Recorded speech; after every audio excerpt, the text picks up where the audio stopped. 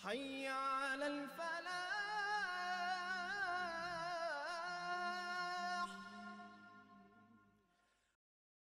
الحمد لوليه والصلاة والسلام على نبيه وعلى آله واصحابه المتأدبين بآدابه اما بعد۔ 22ویں پارے کا آج آغاز ہے اور 21ویں پارے کے آخر پہ جو 3 آیات تھیں ازواج مطہرات کے متعلق تھیں اور وہی مضمون 22ویں پارے کے آغاز میں بھی ہے۔ اعوذ باللہ من الشیطان الرجیم بسم اللہ الرحمن الرحیم ومن يقنت منكن لله ورسوله وتعمل صالحا نؤتها أجرها مرتين وأعتدنا لها رزقا كريما يا نساء النبي لستن كأحد من النساء إن اتقيتن فلا تخضعن بالقول فيطمع الذي في قلبه مرض وقلن قولا معروفا۔ اور تم میں سے جو اللہ اور اس کے رسول کی اطاعت شعار رہے اور نیک عمل کرتی رہے، ہم اسے اس کا دگنا اجر عطا فرمائیں گے، اور ہم نے اس کے لیے عزت کی روزی تیار کر رکھی ہے۔ اے نبی کی بیویوں، تم عام عورتوں میں سے کسی ایک کی بھی مثل نہیں ہو، بشرط یہ کہ تم اللہ سے ڈرتی رہو۔ سو کسی سے لچک دار لہجہ میں بات نہ کرنا کہ جس کے دل میں بیماری ہو، وہ کوئی غلط امید لگا بیٹھے، اور دستور کے مطابق بات کرنا۔ ازواج مطہرات کو کہا جا رہا ہے کہ جب کسی سے بات کرنے کی ضرورت ہو تو فلا تخضعن بالقول، لچک دار لہجہ میں بات نہیں کرنی۔ ہمارے ہاں دیکھیں، اخلاق سے پیش آنا، محبت سے بات کرنا، نرم اور میٹھے لہجہ میں بات کرنا، یہ خوبی ہے، لیکن یہ انسان کے محاسن میں ہے نا کہ اس کا لب و لہجہ اچھا ہو۔ لیکن عورت اگر غیر محرم سے بات کرے تو لہجہ سپاٹ ہونا چاہیے، یہاں نرمی نہیں ہونی چاہیے، یہاں الفاظ شیریں نہیں ہونے چاہیے، بلکہ قدر سخت لہجہ ہونا چاہیے۔ اور غیر محرم سے بات کرتے ہوئے عورت کا لہجہ اگر سخت ہو، سادہ ہو، باروب ہو، تو یہ عورت کی خوبیوں میں شامل ہے، یہ اس کے محاسن میں ہے۔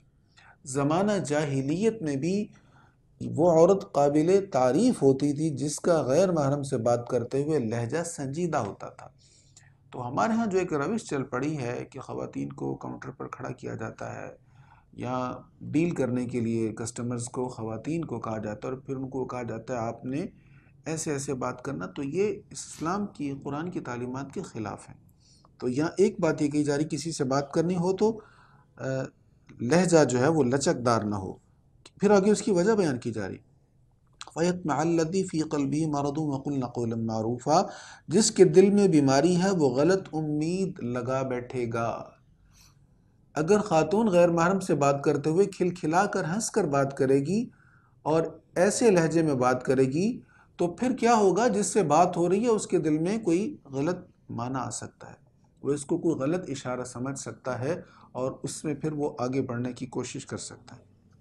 پھر ارشاد ہے وَقَرْنَ فِي بُيُوتِكُنَّ وَلَا تَبَرَّجْنَ تَبَرُّجَ الْجَاهِلِيَّةِ الْأُولَى وَأَقِمْنَ الصَّلَاةَ وَآتِينَ الزَّكَاةَ وَأَطِعْنَ اللَّهَ وَرَسُولَهُ، اور اپنے گھروں میں ٹھہری رہو اور قدیم جاہلیت کی طرح اپنے بناؤ سنگھار کی نمائش نہ کرنا، اور نماز پڑھتی رہو اور زکوٰۃ دیتی رہو اور اللہ اور اس کے رسول کی اطاعت کرتی رہو۔ اے رسول کے گھر والو، اللہ صرف یہ ارادہ فرماتا ہے کہ تم سے ہر قسم کی نجاست کو دور رکھے اور تم کو خوب ستھرا اور پاکیزہ رکھے۔ تو یہاں پر یہ بات فرمائی کہ زمانہ جاہلیت کی طرح اپنا بناؤ سنگھار جو ہے وہ غیروں پر ظاہر نہ کرو۔ تو اپنے حسن کو، اپنی زیبائش کو غیر محرموں کو دکھانا یہ کوئی جدت نہیں ہے، یہ تو دور جاہلیت کا طریقہ ہے۔ اس لیے ازواج مطہرات کو اس سے منع کیا گیا، اور جب ازواج مطہرات کو منع کیا گیا ہے تو عام خواتین کے لیے بدرجہ اولا منع ہے۔ اگر ازواج مطہرات کو یہ حکم ہے کہ تم غیر محرم مرد سے جب بات کرنا پڑے تو سنجیدہ لہجہ کرو، تو عام خواتین کے لیے یہ حکم بدرجہ اولا ہے۔ اس کی وجہ یہ ہے کہ دیکھیں عام خواتین جب کسی غیر محرم سے بات کریں گی تو وہ غیر محرم اس کے لیے ایسا ہے کہ اس کے ساتھ شادی ہو سکتی ہے نا، لیکن ازواج مطہرات جب کسی غیر محرم سے بات کریں گی تو اس کے لیے تو یہ بمنزلہ ماں کے ہیں نا۔ النبی اولی بالمؤمنین من انفسہم وازواجہ امہاتہم، قرآن میں ہے نا کہ نبی کی ازواج جو ہیں وہ مومنوں کی مائیں ہیں، تو جس کا مقام ماں والا ہے اس کو حکم ہے کہ سنجیدہ لہجہ میں بات کرو، تو جس کے لیے وہ عقیدت ہی نہیں ہے، وہ ماں والا رشتہ ہی نہیں ہے، اس سے بات کرتے ہوئے اگر لب و لہجہ سنجیدہ نہیں ہوگا تو وہاں بہکنے کے زیادہ چانسز ہیں۔ یہاں پر فرمایا اپنا بناؤ سنگار غیر محرموں کے سامنے نہ کرو، اور پھر فرمایا انما یرید اللہ لیذھب عنکم الرجس اہل البیت ویطہرکم تطہیرا، اے رسول کے گھر والو، اللہ صرف یہ ارادہ فرماتا ہے کہ تم سے ہر قسم کی نجاست کو دور رکھے اور تم کو خوب ستھرا اور پاکیزہ رکھے۔ یہ آیت تطہیر ہے۔ یہ یہاں پر چونکہ مضمون حضور علیہ السلام کی ازواج مطہرات کا ہے، لہٰذا قرآن کریم کے اس اسلوب کے مطابق اس آیت تطہیر کا تعلق حضور کی ازواج مطہرات کے ساتھ ہے، لیکن کثیر احادیث میں اس کا مصداق حضرت سیدنا علی المرتضیٰ رضی اللہ عنہ بھی ہیں، سیدہ فاطمہ طیبہ طاہرہ رضی اللہ تعالی عنہا بھی ہیں، حضرت امام حسن اور حضرت امام حسین رضی اللہ تعالی عنہما بھی ہیں، وہ بھی اہل بیت اطہار میں شامل ہیں۔ وَاذْكُرْنَ مَا يُتْلَى فِي بُيُوتِكُنَّ مِنْ آيَاتِ اللَّهِ وَالْحِكْمَةِ، اور تمہارے گھروں میں جو اللہ کی آیتوں اور حکمت کی باتوں کی تلاوت کی جاتی ہے ان کو یاد کرتی رہو، بے شک اللہ ہر باریکی کو جاننے والا، ہر چیز کی خبر رکھنے والا ہے۔ إن المسلمين والمسلمات والمؤمنين والمؤمنات والقانتين والقانتات والصادقين والصادقات والصابرين والصابرات والخاشعين والخاشعات والمتصدقين والمتصدقات والصائمين والصائمات والحافظين فروجهم والحافظات والذاكرين الله كثيرا والذاكرات أعد الله لهم مغفرة وأجرا عظيما۔ اس آیت کے ترجمہ سے پہلے اس کا شان نزول سماعت کریں۔ حضور کی ایک صحابیہ ہیں حضرت ام عمارہ رضی اللہ تعالی عنہا، بہت جلیل القدر صحابیہ ہیں۔ احد میں ان کے 2 بیٹے، ان کے شوہر جنگ میں شریک تھے اور یہ بھی جنگ میں شریک تھی، اور رسول کریم علیہ السلام کے سامنے کھڑے ہو کر دفاع کر رہی تھی، یہاں تک کہ حضور پر جو حملہ ہوتا اس کے لیے خود آگے بڑھتی ہیں۔ آپ کا کندھا شدید زخمی ہوا، ایسے میں بھی حضور کا دفاع کرتی رہیں۔ نبی کریم علیہ السلام نے انہیں دعا دی، خوش ہو کر انہیں دعا دی، تو یہ کہنے لگے یا رسول اللہ مجھے اور بھی دعا چاہیے۔ حضور نے فرمایا کیا دعا چاہیے؟ یا رسول اللہ میں چاہتی ہوں میں اور میرے گھر والے جنت میں آپ کے ساتھی ہوں۔ حضور علیہ السلام نے یہ بھی دعا فرمائی، یا اللہ ام عمارہ اور اس کے اہل کو یعنی گھر والوں کو جنت میں میرا رفیق بنا۔ تو یہ اتنی شان والی صحابیاں ہیں۔ ایک دن یہ کہنے لگی یا رسول اللہ صلی اللہ علیہ وسلم میں دیکھتی ہوں کہ نیکی کے سارے معاملات میں مردوں ہی کا ذکر ہے، قرآن کریم میں عورتوں کا تو ذکر ہی نہیں ہے۔ تو جب انہوں نے یہ کہا تو قرآن کریم کی یہ آیت کریمہ نازل ہو گئی، بے شک مسلمان مرد اور مسلمان عورتیں اور مومن مرد اور مومن عورتیں اور اطاعت شعار مرد اور اطاعت شعار عورتیں اور صادق مرد اور صادق عورتیں اور صابر مرد اور صابر عورتیں اور متواضع مرد اور متواضع عورتیں اور صدقہ دینے والے مرد اور صدقہ دینے والی عورتیں اور روزہ دار مرد اور روزہ دار عورتیں اور اپنی شرمگاہوں کی حفاظت کرنے والے مرد اور حفاظت کرنے والی عورتیں اور اللہ کا بکثرت ذکر کرنے والے مرد اور بکثرت ذکر کرنے والی عورتیں، اللہ نے ان سب کے لیے مغفرت اور اجر عظیم تیار کر رکھا ہے۔ پھر ارشاد ہے اور نہ کسی مومن مرد اور نہ کسی مومن عورت کے لیے یہ جائز ہے کہ جب اللہ اور اس کا رسول کسی کام کا فیصلہ فرما دیں تو ان کے لیے اپنے اس کام میں کوئی اختیار ہو، اور جس نے اللہ اور اس کے رسول کی نافرمانی کی تو بے شک وہ کھلی ہوئی گمراہی میں مبتلا ہو گیا۔ حضور علیہ الصلوۃ والتسلیم کی پھوپھی ذات کزن تھیں حضور کی، حضرت زینب بنت جحش رضی اللہ تعالیٰ عنہ۔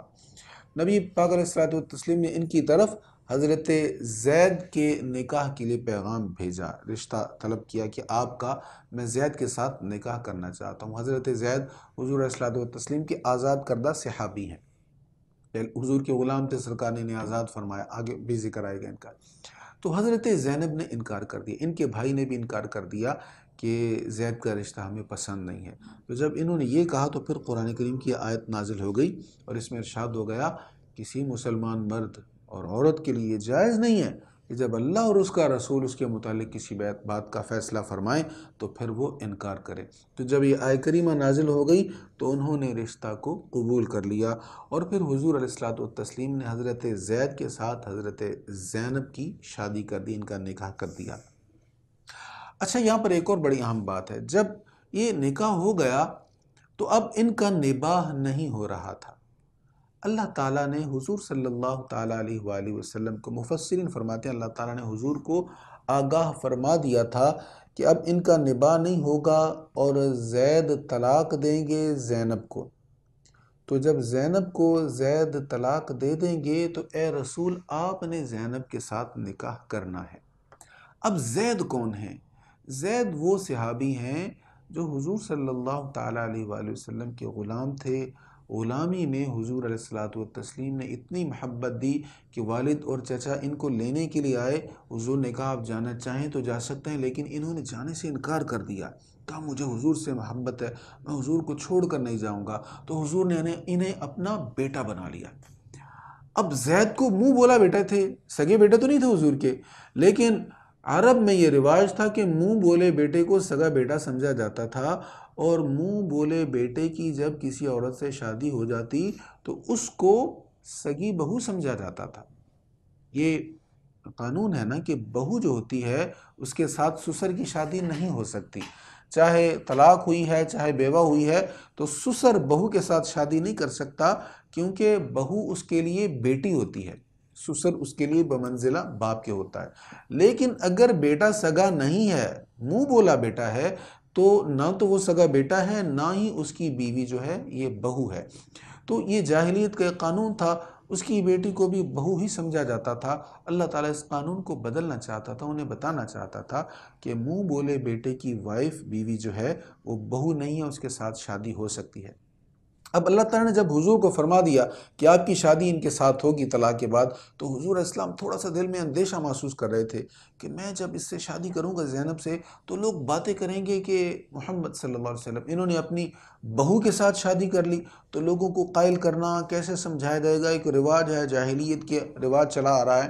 تو سرکار اس اندیشے کے پیش نظر حضرت زید جب بھی شکایت کرتے حضرت زینب کی تو حضور اس اندیشے کے پیش نظر حضرت زید کو منع کرتے کہ آپ طلاق نہ دیں۔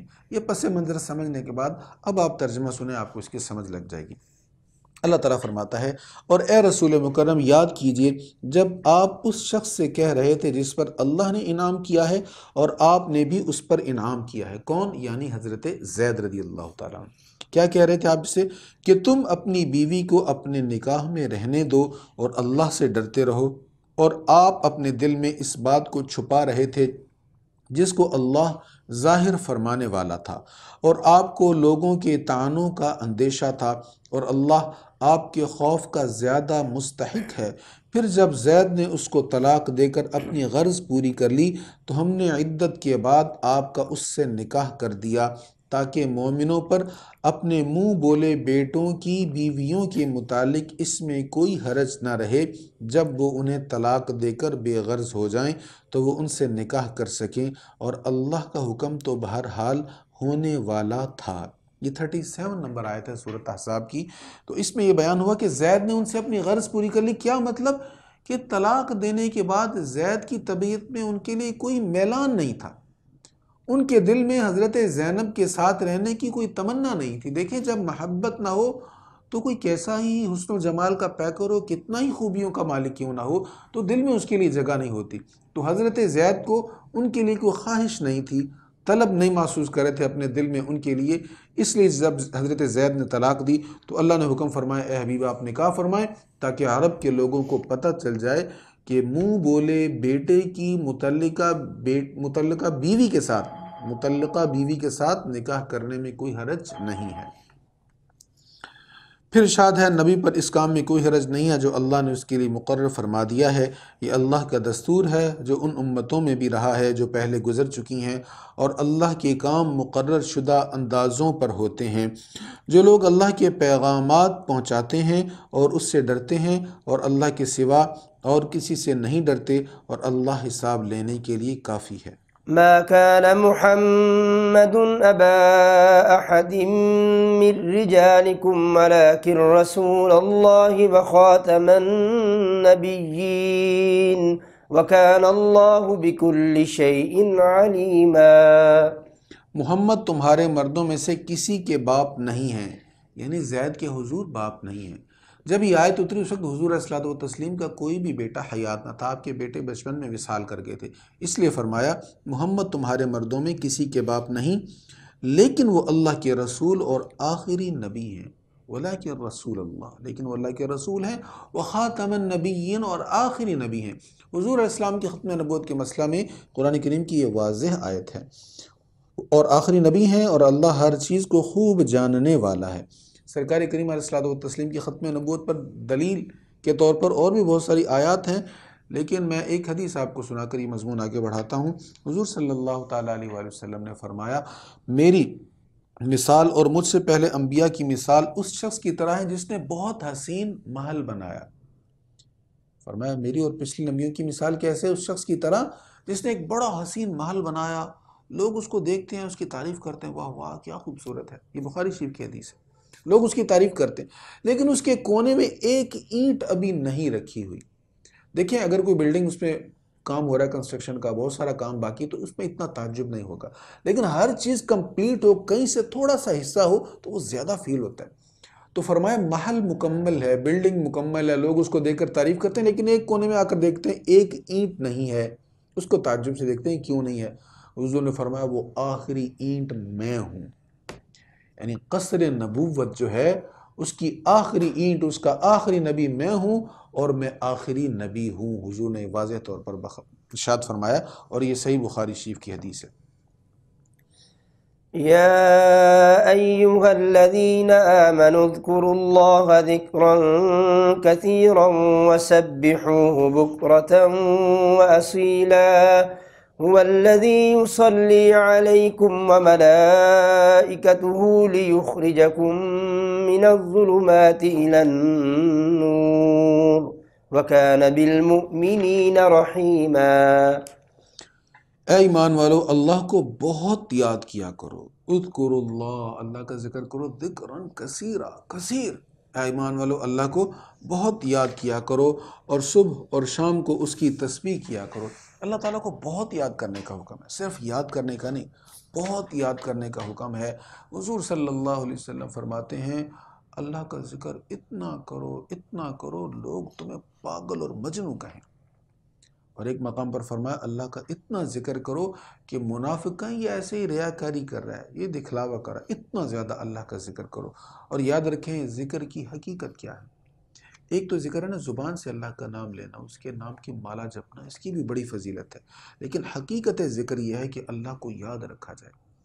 جب انسان کاروبار کرا اس کو یاد رہے میرے رب کا حکم کیا ہے، جب معاملات کر رہے ہو تو یاد ہو ہمارے رب کا حکم کیا ہے۔ اللہ کے حکم کو بھول کر صرف تسبیح کرنا یہ صحیح ذکر نہیں ہے، ایسا ذکر قبول نہیں ہے۔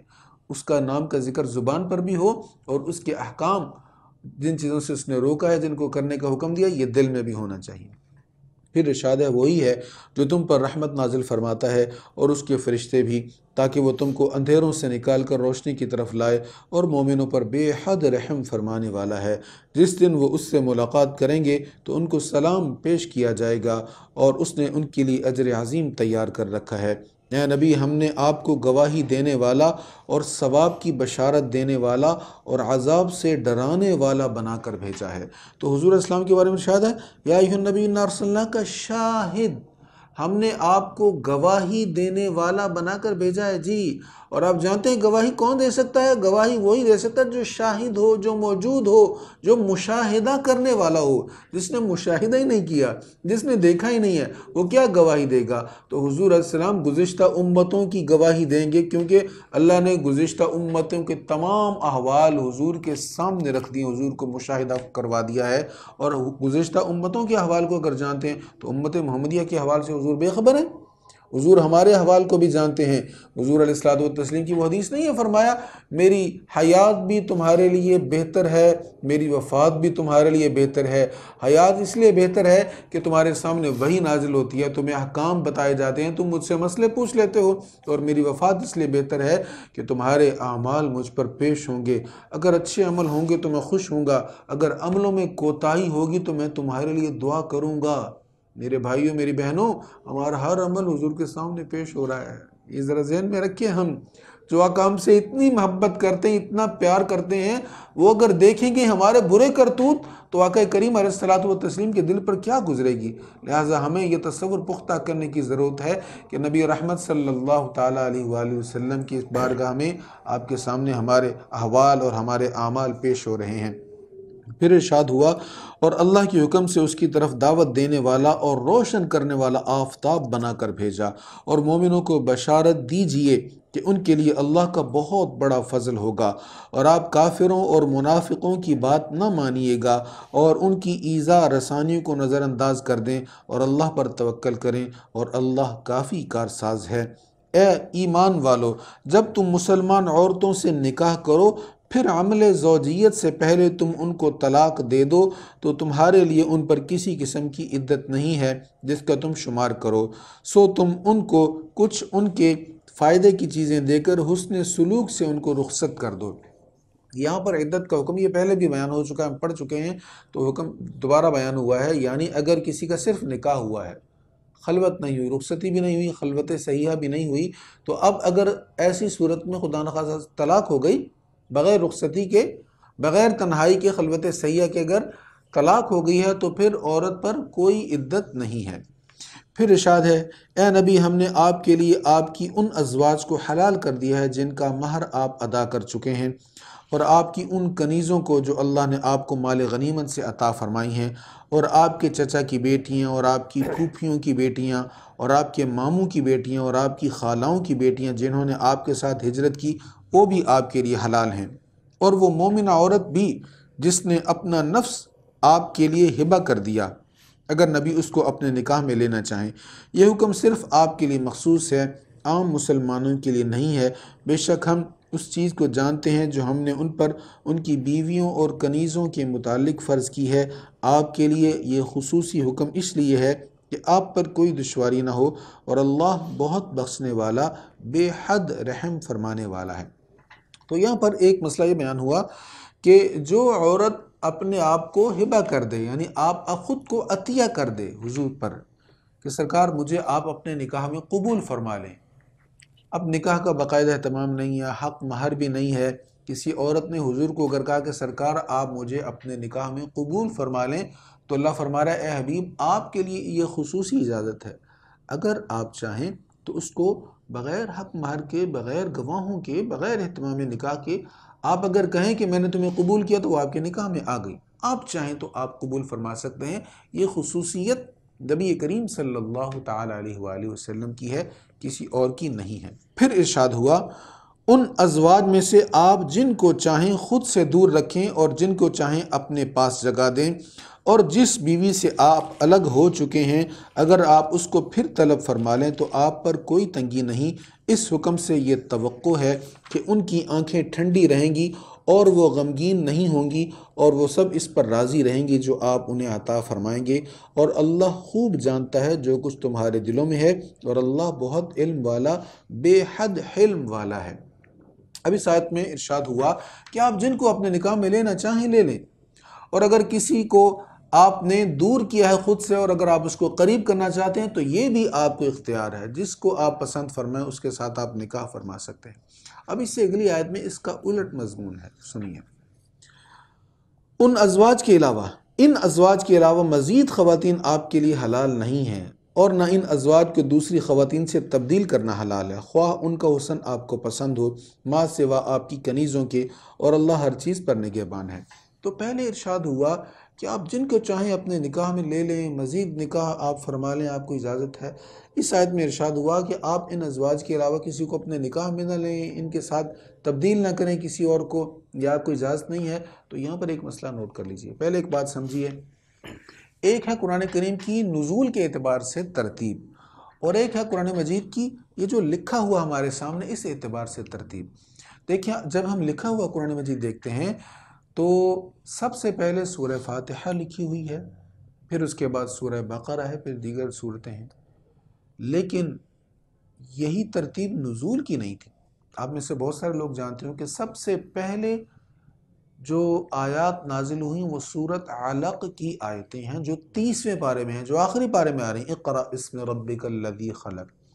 تو نزول کے اعتبار سے سب سے پہلے وہ ہے، لیکن ترتیب کے اعتبار سے سب سے پہلے سورہ فاتحہ ہے۔ تو قرآن کریم میں بہت ساری صورتیں، بہت ساری آیتیں ایسی ہیں جو نازل بعد میں ہوئی لیکن ترتیب میں پہلے لکھی ہوئی ہیں، اور بہت ساری صورتیں اور آیتیں ایسی ہیں جو نازل تو پہلے ہوئی لیکن لکھی بعد میں ہوئی ہیں۔ اب سورۃ احزاب کی آیت نمبر 51 اور 52، ان کی جو ترتیب ہے نزول کی وہ الٹ ہے۔ جو آیت نمبر 52 ہے یہ پہلے نازل ہوئی، جو آیت نمبر 51 ہے یہ بعد میں نازل ہوئی۔ تو آیت نمبر 52 نازل ہو گئی، اس میں حکم تھا کہ یہ جن ازواج نے آپ کے ساتھ عہد کر لیا ہے کہ ہم اب آپ کے ساتھ رہیں گے، جیسے بھی حالات ہوں، فقر والے حالات ہوں، اب ان کو آپ تبدیل نہیں فرمائیے گا، اب آپ مزید کسی سے نکاح نہ فرمائیے گا۔ لیکن یہ حکم منسوخ ہو گیا۔ پھر ایک آیت نازل ہوئی جو آیت نمبر 51 ہے، جس کو ہم پہلے پڑھ چکے ہیں کہ آپ جن کو چاہیں اپنے نکاح میں لے لیں۔ تو دوسری آیت کا حکم بعد والی آیت سے، یعنی 52 آیت کا حکم 51 آیت سے منسوخ ہو گیا۔ اب حضور کے لیے اجازت تھی آپ جس کے ساتھ چاہیں نکاح فرما لیں، اور حضور کے نکاح فرمانے کی بہت ساری حکمتیں اور بہت سارے فوائد تھے، یہ ایک الگ باقاعدہ مضمون ہے۔ يا أيها الذين آمنوا لا تدخلوا بيوت النبي إلا أن يؤذن لكم إلى طعام غير ناظرين إناه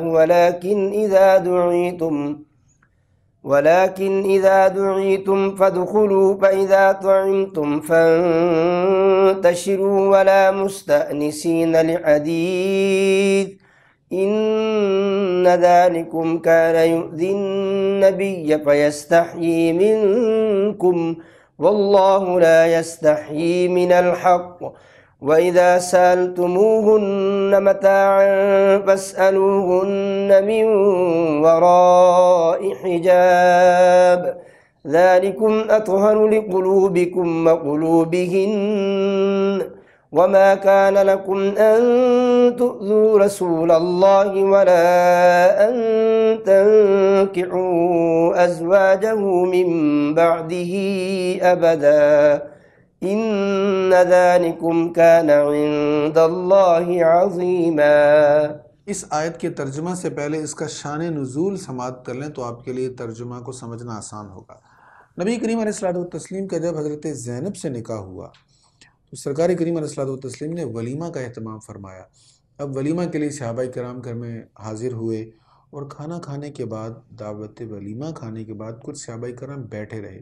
اب حضور علیہ الصلوۃ والتسلیم انتظار کر رہے تھے، کیونکہ گھر چھوٹا سا تھا نا، حضور نے فقر کو اختیار فرمایا تھا، اب کمرہ چھوٹا سا ہے۔ حضور علیہ السلام کی زوجہ محترمہ ایک سائیڈ میں دوسری طرف رخ کر کے جلوہ فروز تھی، بیٹھی ہوئی تھی۔ اب سرکار انتظار کر رہے تھے کہ مہمان چلے جائیں تاکہ ذرا گھر میں گنجائش بن جائے، لیکن حضور علیہ الصلوۃ والتسلیم کمال درجہ کے شرم و حیا کے پیکر تھے۔ آپ نے کسی کو یہ نہیں کہا کہ آپ نے کھانا کھا لیا ہے تو اب چلے جائیں، تو آپ تو خاموش رہے، لیکن اللہ تعالیٰ نے آیت نازل فرما دی اور اس میں صحابہ کرام کو حضور کی بارگاہ کے آداب بیان کیے۔ اب ترجمہ سنیے۔ اے ایمان والو، نبی کے گھروں میں داخل نہ ہو سوا اس کے کہ تمہیں کھانے کے لیے بلایا جائے۔ کھانا پکنے کا انتظار نہ کرتے رہو، بلکہ جب تمہیں بلایا جائے اس وقت جاؤ، پھر جب کھانا کھا چکو تو فوراً چلے جاؤ اور وہاں باتوں میں دل نہ لگاؤ، بے شک تمہارے اس عمل سے نبی کو تکلیف پہنچتی ہے، سو وہ تم سے حیا کرتے ہیں اور اللہ حق بات کہنے سے نہیں رکتا۔ اور جب تم نبی کی بیویوں سے کوئی چیز مانگو تو پردے کے پیچھے سے مانگو، یہ تمہارے دلوں اور ان کے دلوں کے لیے نہایت پاکیزگی کا باعث ہے۔ تمہارے لیے یہ جائز نہیں کہ تم اللہ کے رسول کو ایذا پہنچاؤ، اور نہ یہ جائز ہے کہ نبی کے بعد کبھی بھی ان کی بیویوں سے نکاح کرو، بے شک اللہ کے نزدیک یہ بہت سنگین بات ہے۔ تو یہاں پر جو ایک اور بات بیان ہوئی وہ یہ ہے کہ اگر نبی کی کسی زوجہ محترمہ سے، امہات المؤمنین سے اگر کسی نے کوئی بات کرنی ہو تو پردے کی اوٹ سے بات کرو، یعنی کوئی چیز لینی ہو تو پردے کی اوٹ سے لو، ان کے سامنے آ کر ان سے بات کرنا یا ان سے کوئی چیز لینا دینا یہ منع کر دیا گیا اس آیت سے۔ پھر ارشاد ہے، اگر تم کسی بات کو چھپاؤ یا اس کو ظاہر کرو تو بے شک اللہ ہر چیز کو خوب جاننے والا ہے۔ ان خواتین پر اس میں کوئی گناہ نہیں ہے کہ وہ اپنے باپ، دادا، اپنے بیٹوں اور اپنے بھائیوں اور اپنے بھتیجوں اور اپنے بھانجوں اور اپنی ہم دین خواتین اور اپنی باندیوں سے پردہ نہ کریں، اور تم اللہ سے ڈرتی رہو، بے شک اللہ ہر چیز کا نگہبان ہے۔ تو کس سے پردہ کرنا ضروری نہیں ہے ان کا یہاں پر بیان ہو گیا۔ اس کے علاوہ جتنے بھی لوگ ہیں جو غیر محرم ہیں ان سے خواتین کو پردہ کرنا چاہیے، یہ قرآن میں بیان ہو رہا ہے۔ آگے پھر اس کے متعلق حکم ہوگا۔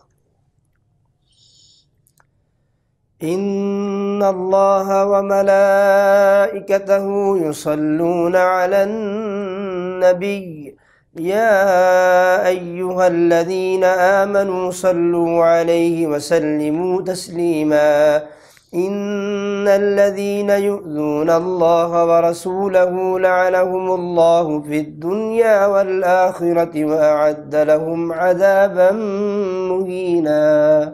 بے شک اللہ اور اس کے فرشتے نبی پر درود پڑھتے ہیں، اے ایمان والو تم بھی ان پر درود پڑھو اور بکثرت سلام پڑھو۔ یہ آیت تقریباً ہر مسلمان کو یاد ہے اور اس کا معنی بھی یاد ہے۔ یہاں پر ایک بڑی اہم بات ہے، صلاۃ کا معنی کیا ہے؟ اللہ تعالیٰ حضور پر درود پڑھتا ہے یا درود بھیجتا ہے تو اس کا معنی کیا ہے؟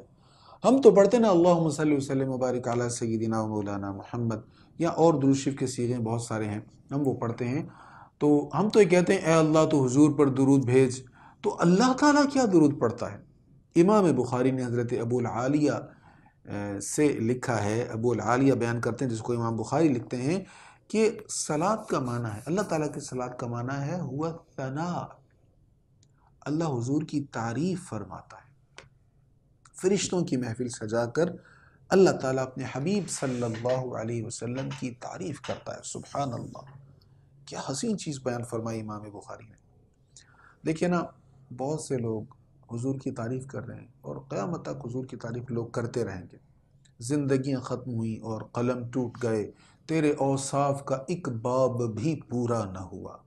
لوگ تعریفیں کرتے کرتے دنیا سے چلے گئے، لیکن حضور کی تعریف کا کوئی ایک باب بھی ابھی تک کمپلیٹ نہیں ہوا۔ لیکن ایک چیز آپ فیل کریں گے، جس خطیب کو، جس مقرر کو آپ زیادہ سنتے ہیں، بار بار سنتے ہیں، تو جب آپ اس کو سنیں گے تو آپ فیل کریں گے یار یہ تو بات اس نے وہی کہی جو اس نے پہلے بھی کہی تھی، کیونکہ ووکیبلری محدود ہوتی ہے نا، تو باتیں رپیٹ ہو جاتی ہیں۔ لیکن اللہ تعالیٰ کی ووکیبلری کتنی ہے، ہم پڑھ چکے ہیں، فرمایا سارے سمندروں کی سیاہی بن جائے اور درختوں کے قلم بن جائیں اور تم اس کے کلمات کو لکھو اور 7 سمندر اور آ جائیں تو اس کے کلمات کو تم لکھنا شروع کر دو، سمندروں کی سیاہی ختم ہوگی، اس کے کلمات ختم نہیں ہوں گے۔ تو جس رب کا علم لا محدود ہے، جس کے کلمات اتنے زیادہ ہیں، جب وہ فرشتوں کی محفل سجا کر اپنے حبیب کی تعریف کرتا ہوگا تو اس کے ہاں کیا عالم ہوگا، کیا وہ انداز ہوگا اور کیا وہ محفل ہوگی۔ ہمارے بر صغیر کے ایک فارسی شاعر ہیں، بڑا خوب شاعر ہے، امیر خسرو، بڑی زبردست بات کہتے ہیں، خدا خود میر مجلس بود اندر لا مکاں خسرو، محمد شمع محفل بود شب جائے کہ من بودم، رات کا پچھلا پہر تھا۔ پورا کلام پڑھیں اور سمجھیں تو عجب لطف ہے۔ وہ کہتے ہیں رات کا پچھلا پہر تھا اور میں لا مکاں میں تھا اور میں نے دیکھا کہ ایک محفل ہو رہی ہے، اس محفل کی صدارت خود رب العالمین فرما رہا ہے، اور اس محفل میں تذکرہ جان کائنات سیدنا محمد صلی اللہ علیہ وسلم کا ہو رہا ہے۔ یہ امیر خسرو نے شعر لکھا تھا نا، صلاۃ کے اسی معنی کو پیش نظر رکھ کر لکھا تھا کہ اللہ تعالیٰ کا صلاۃ کیا ہے؟ اللہ کی صلاۃ یہ ہے کہ وہ فرشتوں کی محفل سجا کر اپنے حبیب صلی اللہ علیہ وسلم کی تعریف فرماتا ہے۔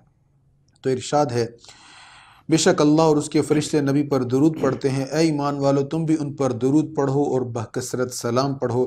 بے شک جو لوگ اللہ کو ایذا پہنچاتے ہیں اور اس کے رسول کو، اللہ ان پر دنیا اور آخرت میں لعنت فرماتا ہے۔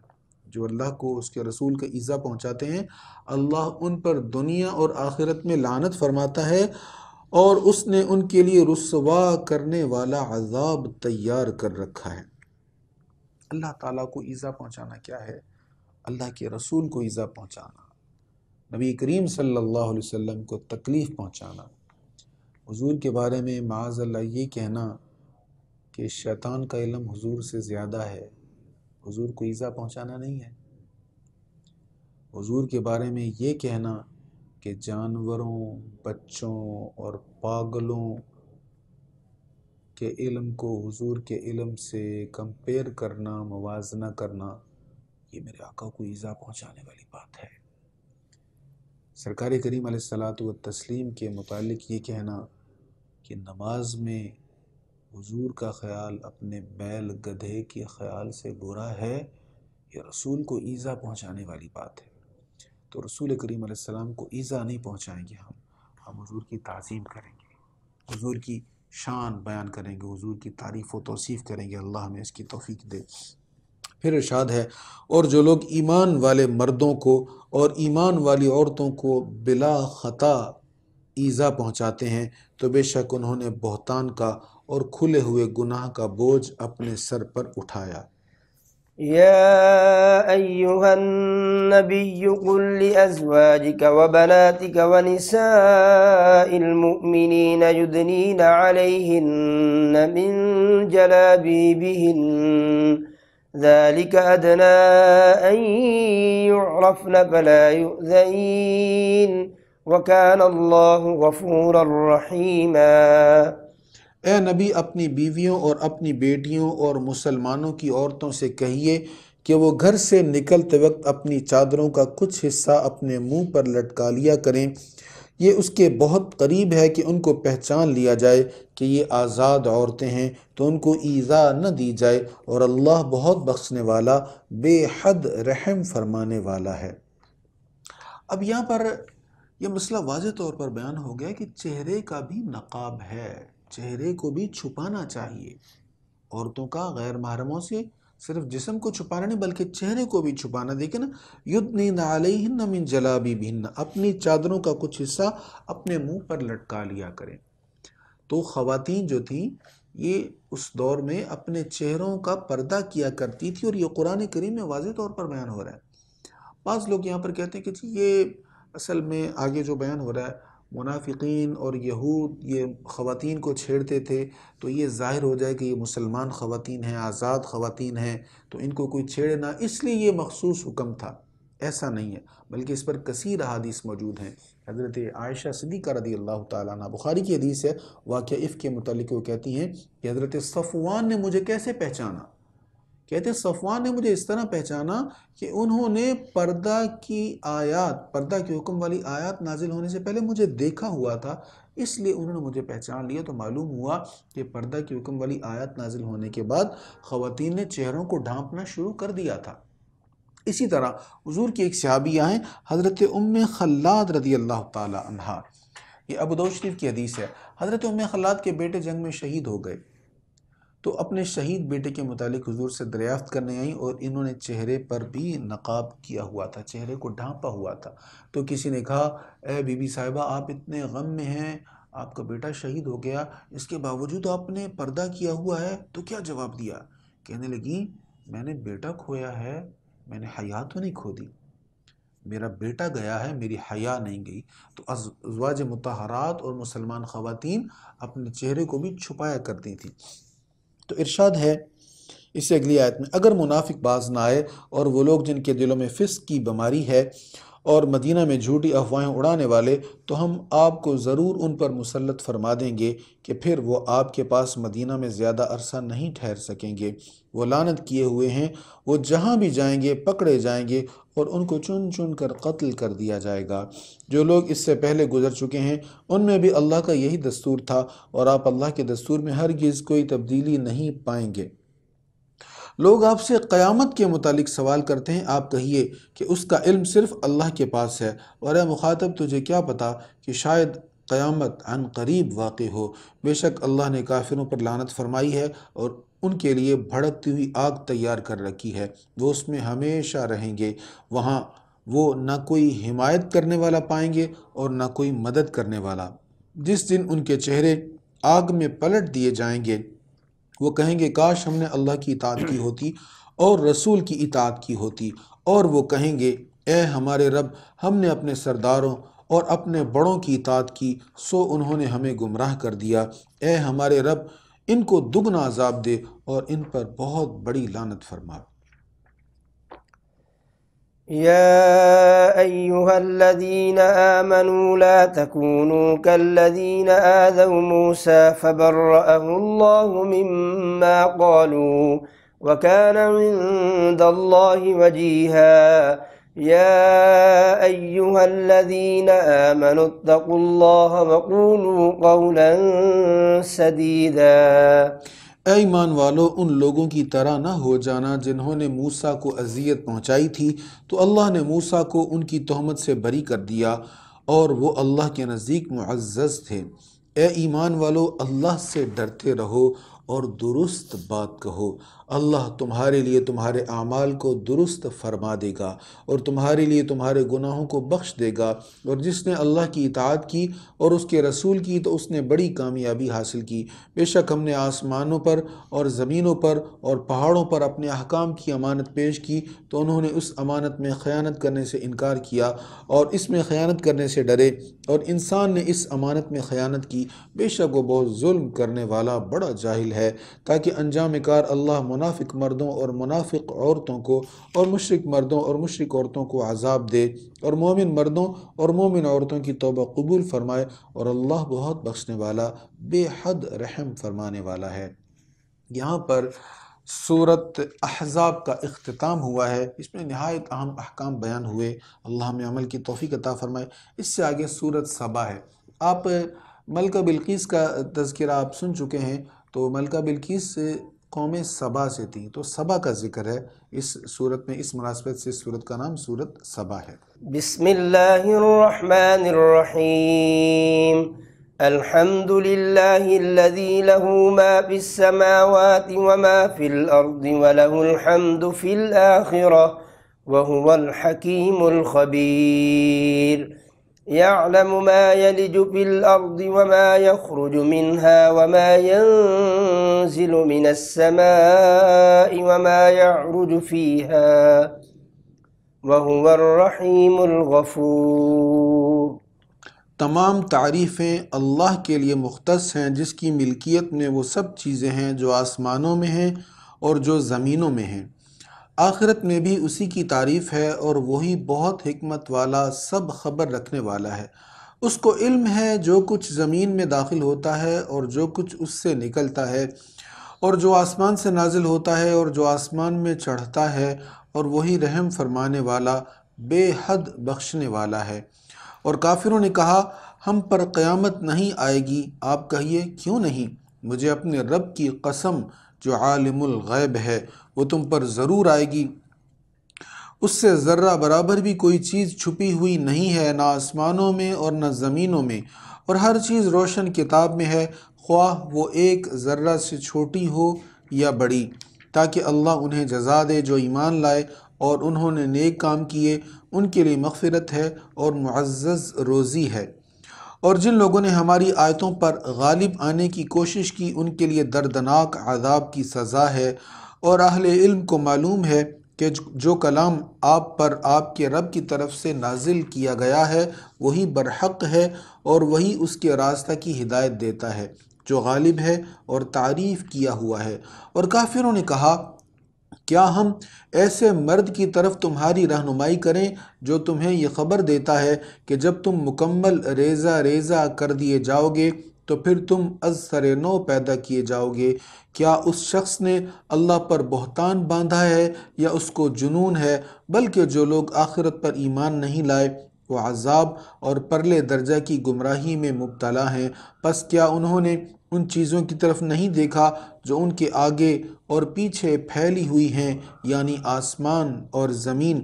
اگر ہم چاہیں تو ان کو زمین میں دھنسا دیں یا ہم ان کے اوپر آسمان کے ٹکڑے گرا دیں، بے شک اس میں ہر رجوع کرنے والے بندے کے لیے نشانیاں ہیں۔ وَلَقَدْ آتَيْنَا دَاوُودَ مِنَّا فَضْلًا يَا جِبَالُ أَوِّبِي مَعَهُ وَالطَّيْرَ وَأَلَنَّا لَهُ الْحَدِيدَ أَنِ اعْمَلْ سَابِغَاتٍ وَقَدِّرْ فِي السَّرْدِ وَاعْمَلُوا صَالِحًا إِنِّي بِمَا تَعْمَلُونَ بَصِيرٌ۔ اور بے شک ہم نے داؤد پر اپنا فضل کیا تھا۔ اے پہاڑوں تم داؤد کے ساتھ تسبیح کرو، اور اے پرندوں تم بھی، اور ہم نے ان کے لیے لوہے کو نرم کر دیا تھا کہ آپ مکمل زرہیں بنائیں اور مناسب اندازے سے ان کی کڑیاں جوڑیں، اور تم نیک عمل کرتے رہو، بے شک میں تمہارے کاموں کو خوب دیکھنے والا ہوں۔ تو یہ پہلے بھی بیان ہو چکا ہے جناب داؤد علیہ السلام کے معجزات۔ ان کے معجزات کے فوراً بعد ان کے بیٹے جناب سلیمان علیہ السلام کے معجزات کا بیان ہے۔ اس میں سے کچھ پہلے بیان ہو چکے، اور جو الگ بات ہوگی، جو نئی بات ہوگی، اس پر تھوڑی سی وضاحت ہم کر لیتے ہیں۔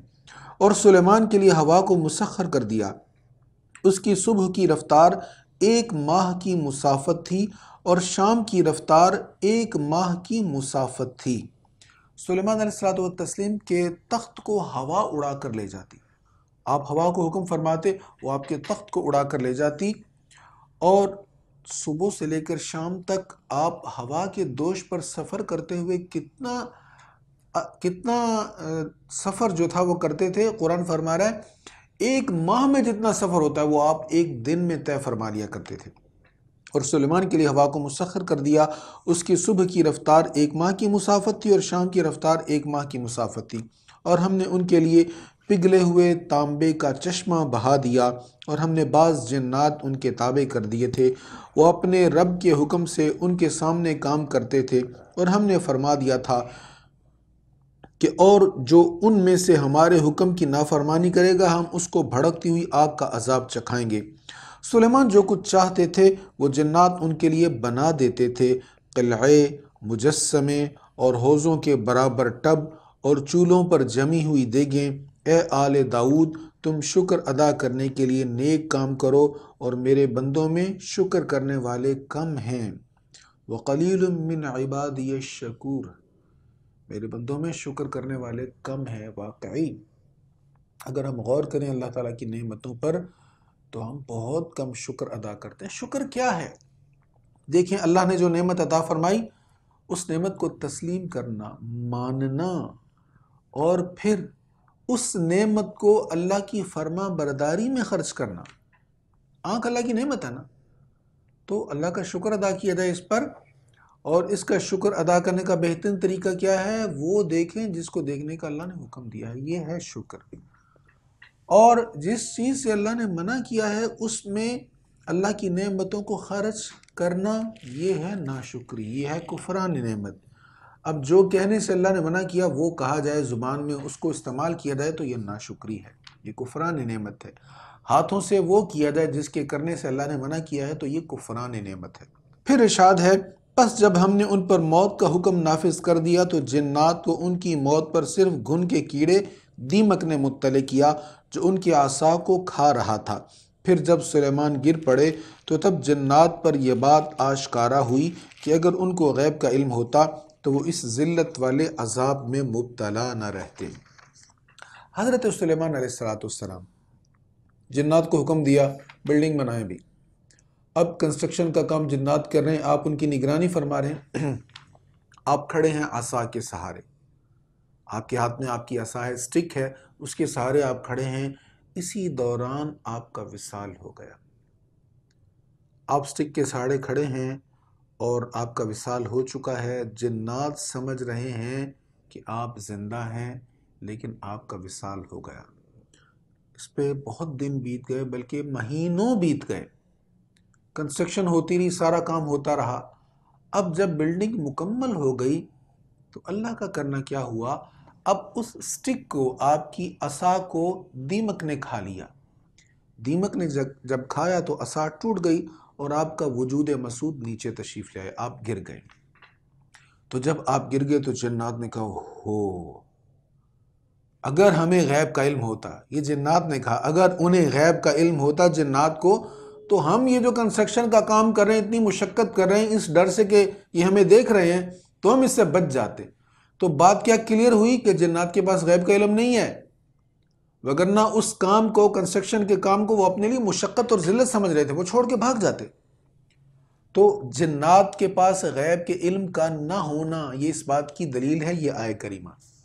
اور بھی ایک چیز کی دلیل ہے، دیکھیں دیمک نے لکڑی کو کھایا لیکن کسی کیڑے نے سلیمان علیہ السلام کے وجود کو ٹچ نہیں کیا۔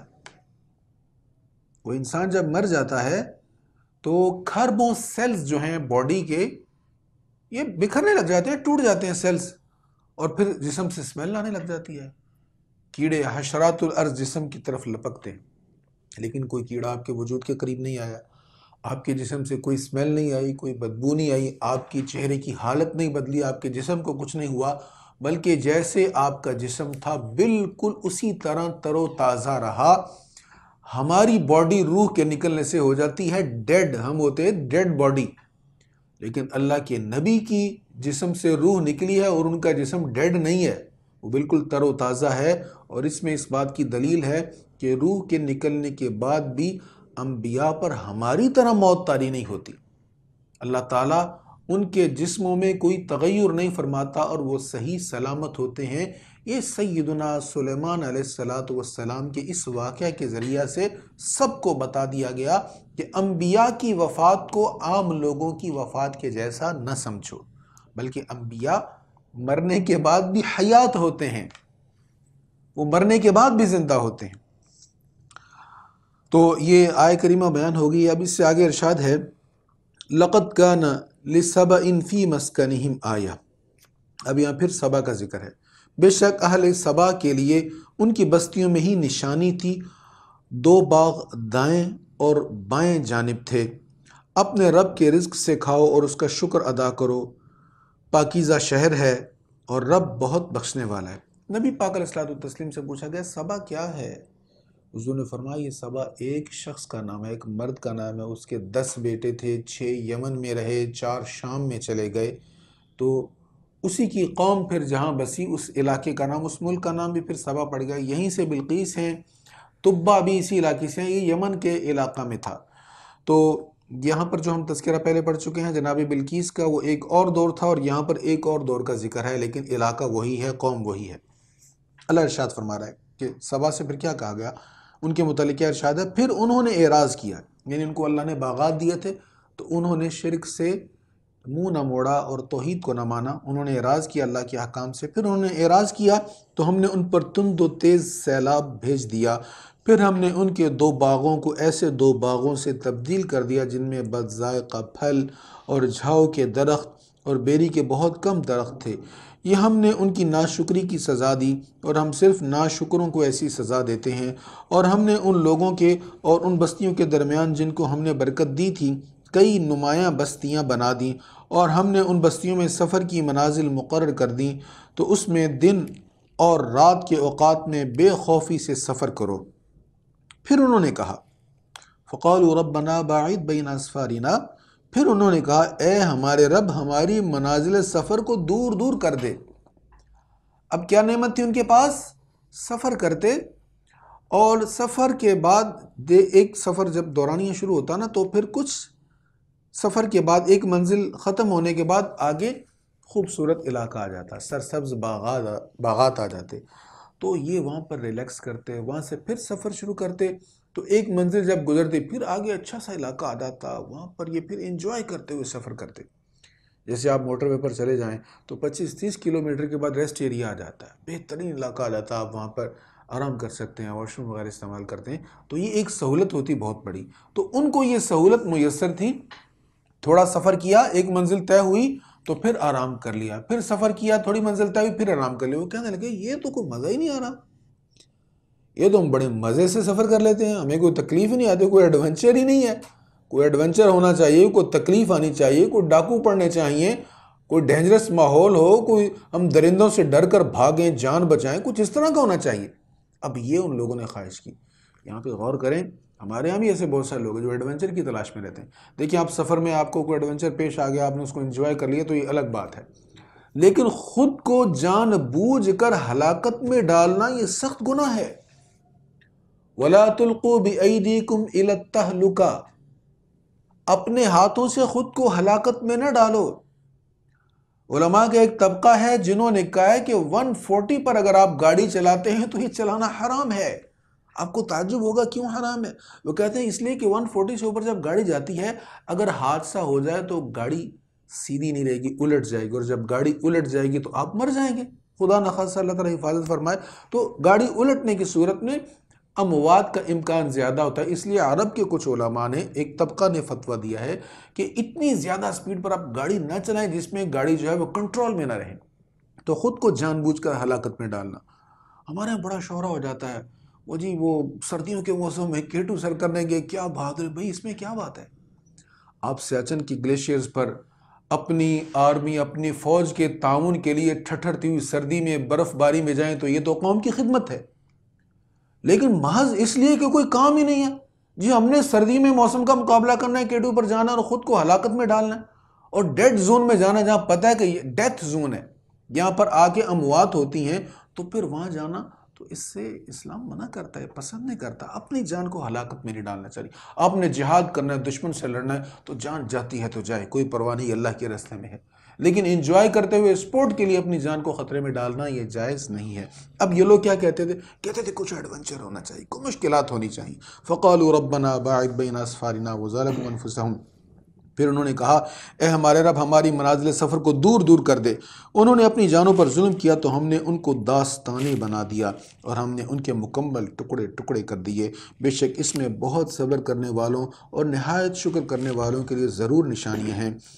اور بے شک ابلیس نے ان کے متعلق اپنے گمان کو سچ کر دکھایا تو مومنوں کی ایک جماعت کے سوا سب نے اس کی پیروی کی، اور ابلیس کا ان پر کوئی تسلط نہ تھا مگر اس کی ترغیب سے. لوگوں نے جو کفر کیا وہ اس لیے تھا کہ ہم آخرت پر ایمان لانے والوں کو ان سے الگ ممیز اور ممتاز کر دیں جو آخرت کے متعلق شک میں ہیں، اور آپ کا رب ہر چیز کا نگہبان ہے. قل ادعوا الذين زعمتم من دون الله لا يملكون مثقال ذرة في السماوات ولا في الأرض وما لهم فيهما من شرك وما له منهم من ظهير.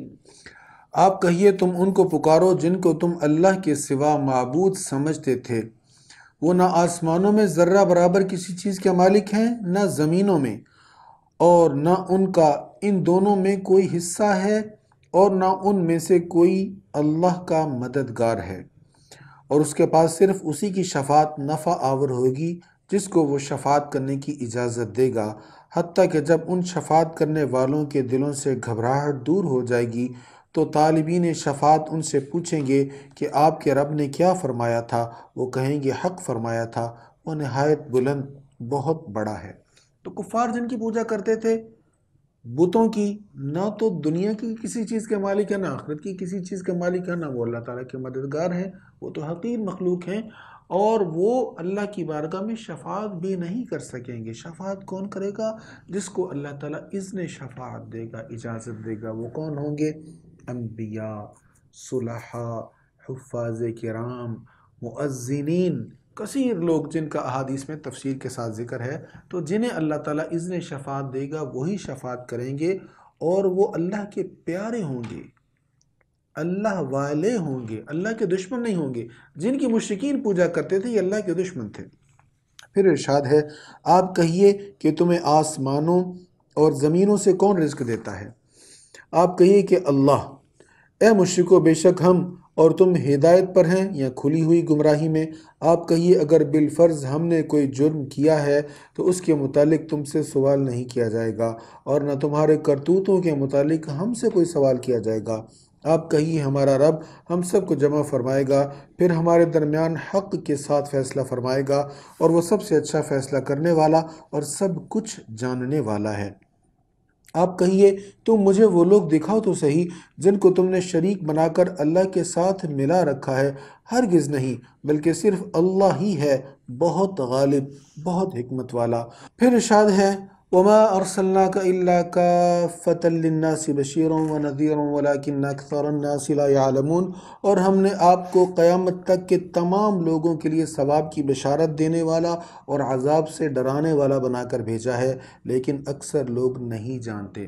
تو حضور ثواب کی بشارت دینے بھی آئے ہیں اور عذاب سے ڈرانے بھی آئے ہیں، تو ثواب کی بشارت پر خوش ہونا چاہیے، امید رکھنی چاہیے، اور جو عذاب سے ڈراوا ہے حضور کا، اس سے ڈرنا بھی چاہیے۔ اس آیت میں ایک اور بڑی اہم بات ہے، دیکھیں حضرت موسیٰ علیہ السلام بنی اسرائیل کی طرف آئے، جناب عیسیٰ علیہ السلام بنی اسرائیل کی طرف آئے، حضرت ابراہیم علیہ السلام اور حضرت لوط علیہ السلام ایک دور میں ہیں، علاقے مختلف ہیں، تو ایک دور میں مختلف علاقوں میں انبیاء ڈیوٹیاں دیتے رہے، اور جب ان کا ڈیوٹی دینے کا وقت ختم ہو جاتا وہ تشریف لے جاتے، پھر دوسرے نبی تشریف لے آتے۔ لیکن نبی پاک علیہ السلام کی شان دیکھیں، نہ حضور کا وقت محدود ہے نہ علاقہ محدود ہے۔ حضور صرف عرب کی طرف نہیں آئے بلکہ تمام لوگوں کی طرف آئے، کچھ عرصہ کے لیے نہیں آئے، قیامت تک کے لیے۔ اس لیے فرمایا وَمَا أَرْسَلْنَاكَ إِلَّا كَافَّةً لِلنَّاسِ، آپ تشریف لائے ہیں روئے زمین کے تمام انسانوں کی طرف، آپ ڈرانے والے اور بشارت دینے والے بن کر تشریف لائے ہیں۔ بڑا خوبصورت شعر ہے، جیسے سب کا خدا ایک ہے ویسے ہی ان کا تمہارا ہمارا نبی، جیسے سب کا خدا ایک ہے ایسے ہم سب کا نبی سیدنا محمد صلی اللہ علیہ وسلم بھی ایک ہے۔ پھر ارشاد ہے وَيَقُولُونَ مَتَى هَذَا الْوَعْدُ إِن كُنتُمْ صَادِقِينَ، وہ کہتے ہیں یہ وعدہ کب پورا ہوگا اگر تم سچے ہو۔ آپ کہیے تمہارے لیے وعدہ کا ایک دن مقرر ہے جس سے تم ایک گھڑی مؤخر ہو سکو گے نہ مقدم ہو سکو گے۔ یہ نہ کہو کب قیامت آئے گی، کب آئے گی، وہ وعدہ کب پورا ہوگا۔ جب وہ آئے گی تو پھر نہ ایک گھڑی پہلے آئے گی نہ ایک گھڑی تاخیر سے ہوگی، وہ اپنے مقرر وقت پر ہی آئے گی۔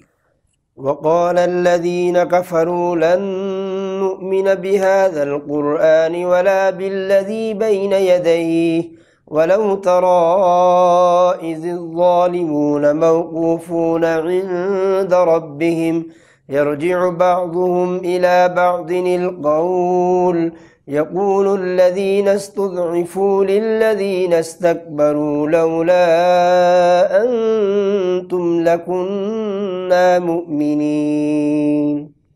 اور کافروں نے کہا ہم اس قرآن پر ہرگز ایمان نہیں لائیں گے اور نہ ان کتابوں پر جو اس سے پہلے نازل کی گئیں، اور کاش آپ ظالموں کو اس وقت دیکھتے جب وہ اپنے رب کے سامنے کھڑے ہوئے ہوں گے تو آپ ایک عبرتناک منظر دیکھتے، ان میں سے ہر ایک دوسرے کی بات کا رد کر رہا ہوگا۔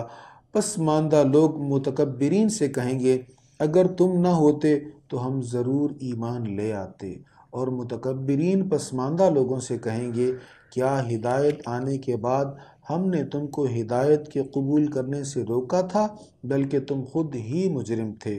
اور پسماندہ لوگ متکبرین سے کہیں گے بلکہ یہ تمہاری دن رات کی سازش تھی جب تم ہمیں اللہ کے ساتھ کفر کرنے کا اور اس کے شریک قرار دینے کا حکم دیتے تھے، اور جب وہ عذاب دیکھیں گے تو اپنی ندامت اور پریشانی کا اظہار کریں گے، اور ہم کافروں کی گردنوں میں طوق ڈال دیں گے اور ان کو صرف ان کاموں کی سزا دی جائے گی جو وہ کرتے تھے۔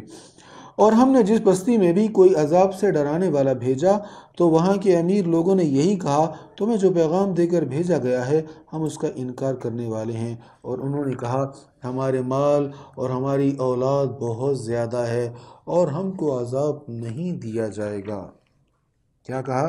وَقَالُوا نَحْنُ أَكْثَرُ أَمْوَالًا وَأَوْلَادًا وَمَا نَحْنُ بِمُعَذَّبِينَ، اور انہوں نے کہا ہمارے مال اور ہماری اولاد بہت زیادہ ہے اور ہم کو عذاب نہیں دیا جائے گا۔ آپ کہیے بے شک میرا رب جس کے لیے چاہے رزق کشادہ کر دیتا ہے اور جس کے لیے چاہتا ہے رزق تنگ کر دیتا ہے، لیکن اکثر لوگ نہیں جانتے۔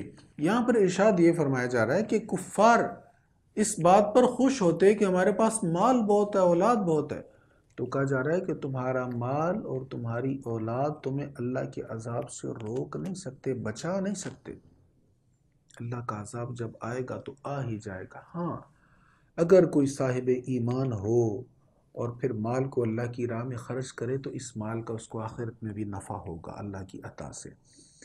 نیک ہو، اولاد کو نیک چھوڑے تو مرنے کے بعد اولاد جب نیکیاں کرے گی تو ان نیکیوں کا اس کو نفع ہوگا، قبر میں، حشر میں اس کو فائدہ پہنچے گا۔ لیکن اس کے لیے شرط ہے نا کہ خود بھی ایمان والا ہو۔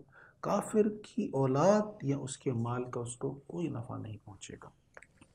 وما أموالكم ولا أولادكم بالتي تقربكم عندنا زلفى إلا من آمن وعمل صالحا فأولئك لهم جزاء الضعف بما عملوا وهم في الغرفات آمنون۔ اور تمہارے اموال اور تمہاری اولاد ایسی چیزیں نہیں جو تم کو ہمارا مقرب بنا دیں۔ ہاں، جو لوگ ایمان لائے اور انہوں نے نیک اعمال کیے تو ان کو ان کے نیک اعمال کی وجہ سے دگنا اجر ملے گا اور وہ جنت کے بالا خانوں میں امن سے رہیں گے۔ اور جو لوگ ہماری آیتوں کے مقابلہ کی کوشش کرتے رہے ان کو پکڑ کر عذاب میں حاضر کیا جائے گا۔ آپ کہیے بے شک میرا رب اپنے بندوں میں سے جس کے لیے چاہتا ہے رزق کشادہ کر دیتا ہے اور جس کے لیے چاہتا ہے تنگ کر دیتا ہے، اور تم جو کچھ بھی اللہ کی راہ میں خرچ کرو گے تو وہ اس کا بدل مہیا کر دے گا اور وہ سب سے بہتر رزق دینے والا ہے۔ یعنی اللہ کی راہ میں اگر خرچ کرو گے تو وہ رائے گاہ نہیں جائے گا، یا نیکی پر خرچ کرو گے یا حق کما کر، صحیح خالص حلال کما کر، بے شک اپنے بچوں پر خرچ کرو، ان کو رزق حلال کھلاؤ، تو اس کا بھی اللہ تعالیٰ تمہیں بدل مہیا فرمائے گا اور اجر عطا فرمائے گا۔ اور جس دن وہ سب کو جمع کرے گا پھر فرشتوں سے فرمائے گا کیا یہ لوگ تمہاری عبادت کرتے تھے؟ قالوا سبحانك انت ولينا من دونهم بل كانوا يعبدون الجن اکثرهم بهم مؤمنون۔ فرشتے عرض کریں گے تو پاک ہے، ہمارا مالک تو ہے، نہ کہ یہ، بلکہ یہ جنات کی عبادت کرتے تھے اور ان میں سے اکثر ان پر ایمان رکھتے تھے۔ قبیلہ خزاعہ کی ایک شاخ تھی، وہ جنوں کی پوجا کرتے تھے اور جنوں کو فرشتے کہتے تھے اور جنوں کو خدا کی بیٹیاں کہتے تھے۔ ان کے متعلق اس آیت میں ارشاد ہو رہا ہے کہ فرشتے عرض کریں گے تو پاک ہے، ہمارا مالک تو ہے، نہ کہ یہ، بلکہ یہ جنات کی عبادت کرتے تھے اور ان میں سے اکثر ان پر ایمان رکھتے تھے۔ بس آج تم میں سے کوئی کسی کے لیے نفع اور نقصان کا مالک نہیں ہے، اور ہم ظالموں سے کہیں گے اب تم اس آگ کا مزہ چکھو جس کو تم جھٹلاتے تھے۔ تو کافروں کے لیے قیامت کے دن کوئی نفع نہیں ہے، کافروں کا کوئی سفارشی نہیں ہے۔ ذکر کافروں کا ہو رہا ہے نا، مشرکین کا ہو رہا ہے، تو ان کو کوئی نفع دینے والا قیامت کے دن نہیں ہوگا۔ ہاں، ایمان والوں کو نفع ملے گا۔ جن کو اللہ تعالیٰ اذن شفاعت دے گا وہ ایمان والوں کے لیے نافع بنے گے، نفع دینے والے بنے گے۔ اور جب ان پر ہماری واضح آیات کی تلاوت کی جاتی ہے تو کفار کہتے ہیں یہ شخص تو تمہیں صرف اس چیز سے روکنا چاہتا ہے جس کی تمہارے باپ دادا عبادت کرتے تھے، اور انہوں نے کہا یہ قرآن صرف من گھڑت بہتان ہے۔ اور کفار کے پاس جب حق آیا تو انہوں نے اس کے متعلق کہا یہ محض کھلا ہوا جادو ہے، اور ہم نے ان کفار قریش کو آسمانی کتابیں نہیں دی تھیں جن کو یہ پڑھتے پڑھاتے تھے، اور نہ آپ سے پہلے ہم نے ان کی طرف کوئی عذاب سے ڈرانے والا بھیجا تھا، اور ان سے پہلے لوگوں نے بھی رسولوں کو جھٹلایا تھا، اور جو نعمتیں ہم نے ان کو دی تھیں یہ کفار مکہ اس کے 10ویں حصہ کو بھی نہیں پہنچے، سو انہوں نے میرے رسولوں کو جھٹلایا تو ان پر میرا کیسا عذاب آیا تھا۔ قل انما اعظكم بواحدة ان تقوموا لله مثنى وفرادا ثم ثم تتفكروا ما بصاحبكم من جنة إن هو إلا نذير لكم بين يدي عذاب شديد۔ آپ کہیے کہ میں تم کو صرف ایک بات کی نصیحت کرتا ہوں کہ اللہ کے لیے تم دو دو مل کر یا تنہا تنہا کھڑے ہو کر غور کرو، تمہارے اس پیغمبر کو جنون نہیں ہے، وہ تو صرف تم کو سخت عذاب کے آنے سے پہلے ڈرانے والے ہیں۔ آپ کہیے میں نے تم سے اگر کوئی معاوضہ طلب کیا ہے تو وہ تم ہی رکھو، میرا معاوضہ تو صرف اللہ کے ذمہ کرم پر ہے اور وہ ہر چیز پر نگہبان ہے۔ آپ کہیے میرا رب حق بات نازل فرماتا ہے، وہ تمام غیوب کا بہت جاننے والا ہے۔ آپ کہیے حق آ گیا ہے اور باطل نہ کسی چیز کو پیدا کرتا ہے اور نہ کسی چیز کو لوٹاتا ہے۔ آپ کہیے اگر میں بالفرض گمراہ ہوں تو میری گمراہی کا ضرر صرف مجھ پر ہی ہوگا، اور اگر میں ہدایت پر ہوں تو اس کی وجہ یہ ہے کہ میرا رب میری طرف وحی فرماتا ہے، بے شک وہ بہت سننے والا بہت قریب ہے۔ اور کاش آپ وہ وقت دیکھتے جب یہ کفار گھبرا رہے ہوں گے اور ان کے لیے کوئی جائے فرار نہیں ہوگی، اور ان کو قریب کی جگہ سے پکڑ لیا جائے گا، اور وہ اس وقت کہیں گے ہم اس قرآن پر ایمان لے آئے، اور اتنی دور کی جگہ سے ان کے لیے کیسے اس کا حصول ہو سکتا ہے، وہ اس سے پہلے اس کا کفر کر چکے تھے اور بہت دور سے اٹکل پچو سے باتیں کرتے تھے، اور ان کی خواہشوں کے درمیان ایک حجاب ڈال دیا گیا ہے جیسے پہلے بھی ان جیسے لوگوں کے ساتھ کیا گیا تھا، بے شک وہ بھی بہت بڑے شک میں مبتلا تھے۔ یہاں پر سورت سبا کا اختتام ہوتا ہے، اس سے آگے سورت فاطر ہے، اور اس کو فاطر کیوں کہا گیا؟ اس کی پہلی ہی آیت میں لفظ فاطر ہے، اس مناسبت سے اس کا نام سورت فاطر ہے۔ بسم اللہ الرحمن الرحیم الحمد للہ فاطر السماوات والارض جاعل الملائکۃ رسلا اولی اجنحۃ مثنی وثلاث ورباع یزید فی الخلق ما یشاء ان اللہ علی کل شیء قدیر۔ تمام تعریفیں اللہ ہی کے لیے ہیں جو تمام آسمانوں اور زمینوں کو ابتداءً پیدا کرنے والا ہے، اور فرشتوں کو رسول بنانے والا ہے جو دو دو اور تین تین اور چار چار پروں والے ہیں۔ وہ اپنی تخلیق میں جو چاہتا ہے اضافہ فرما دیتا ہے، بے شک اللہ ہر چیز پر قادر ہے۔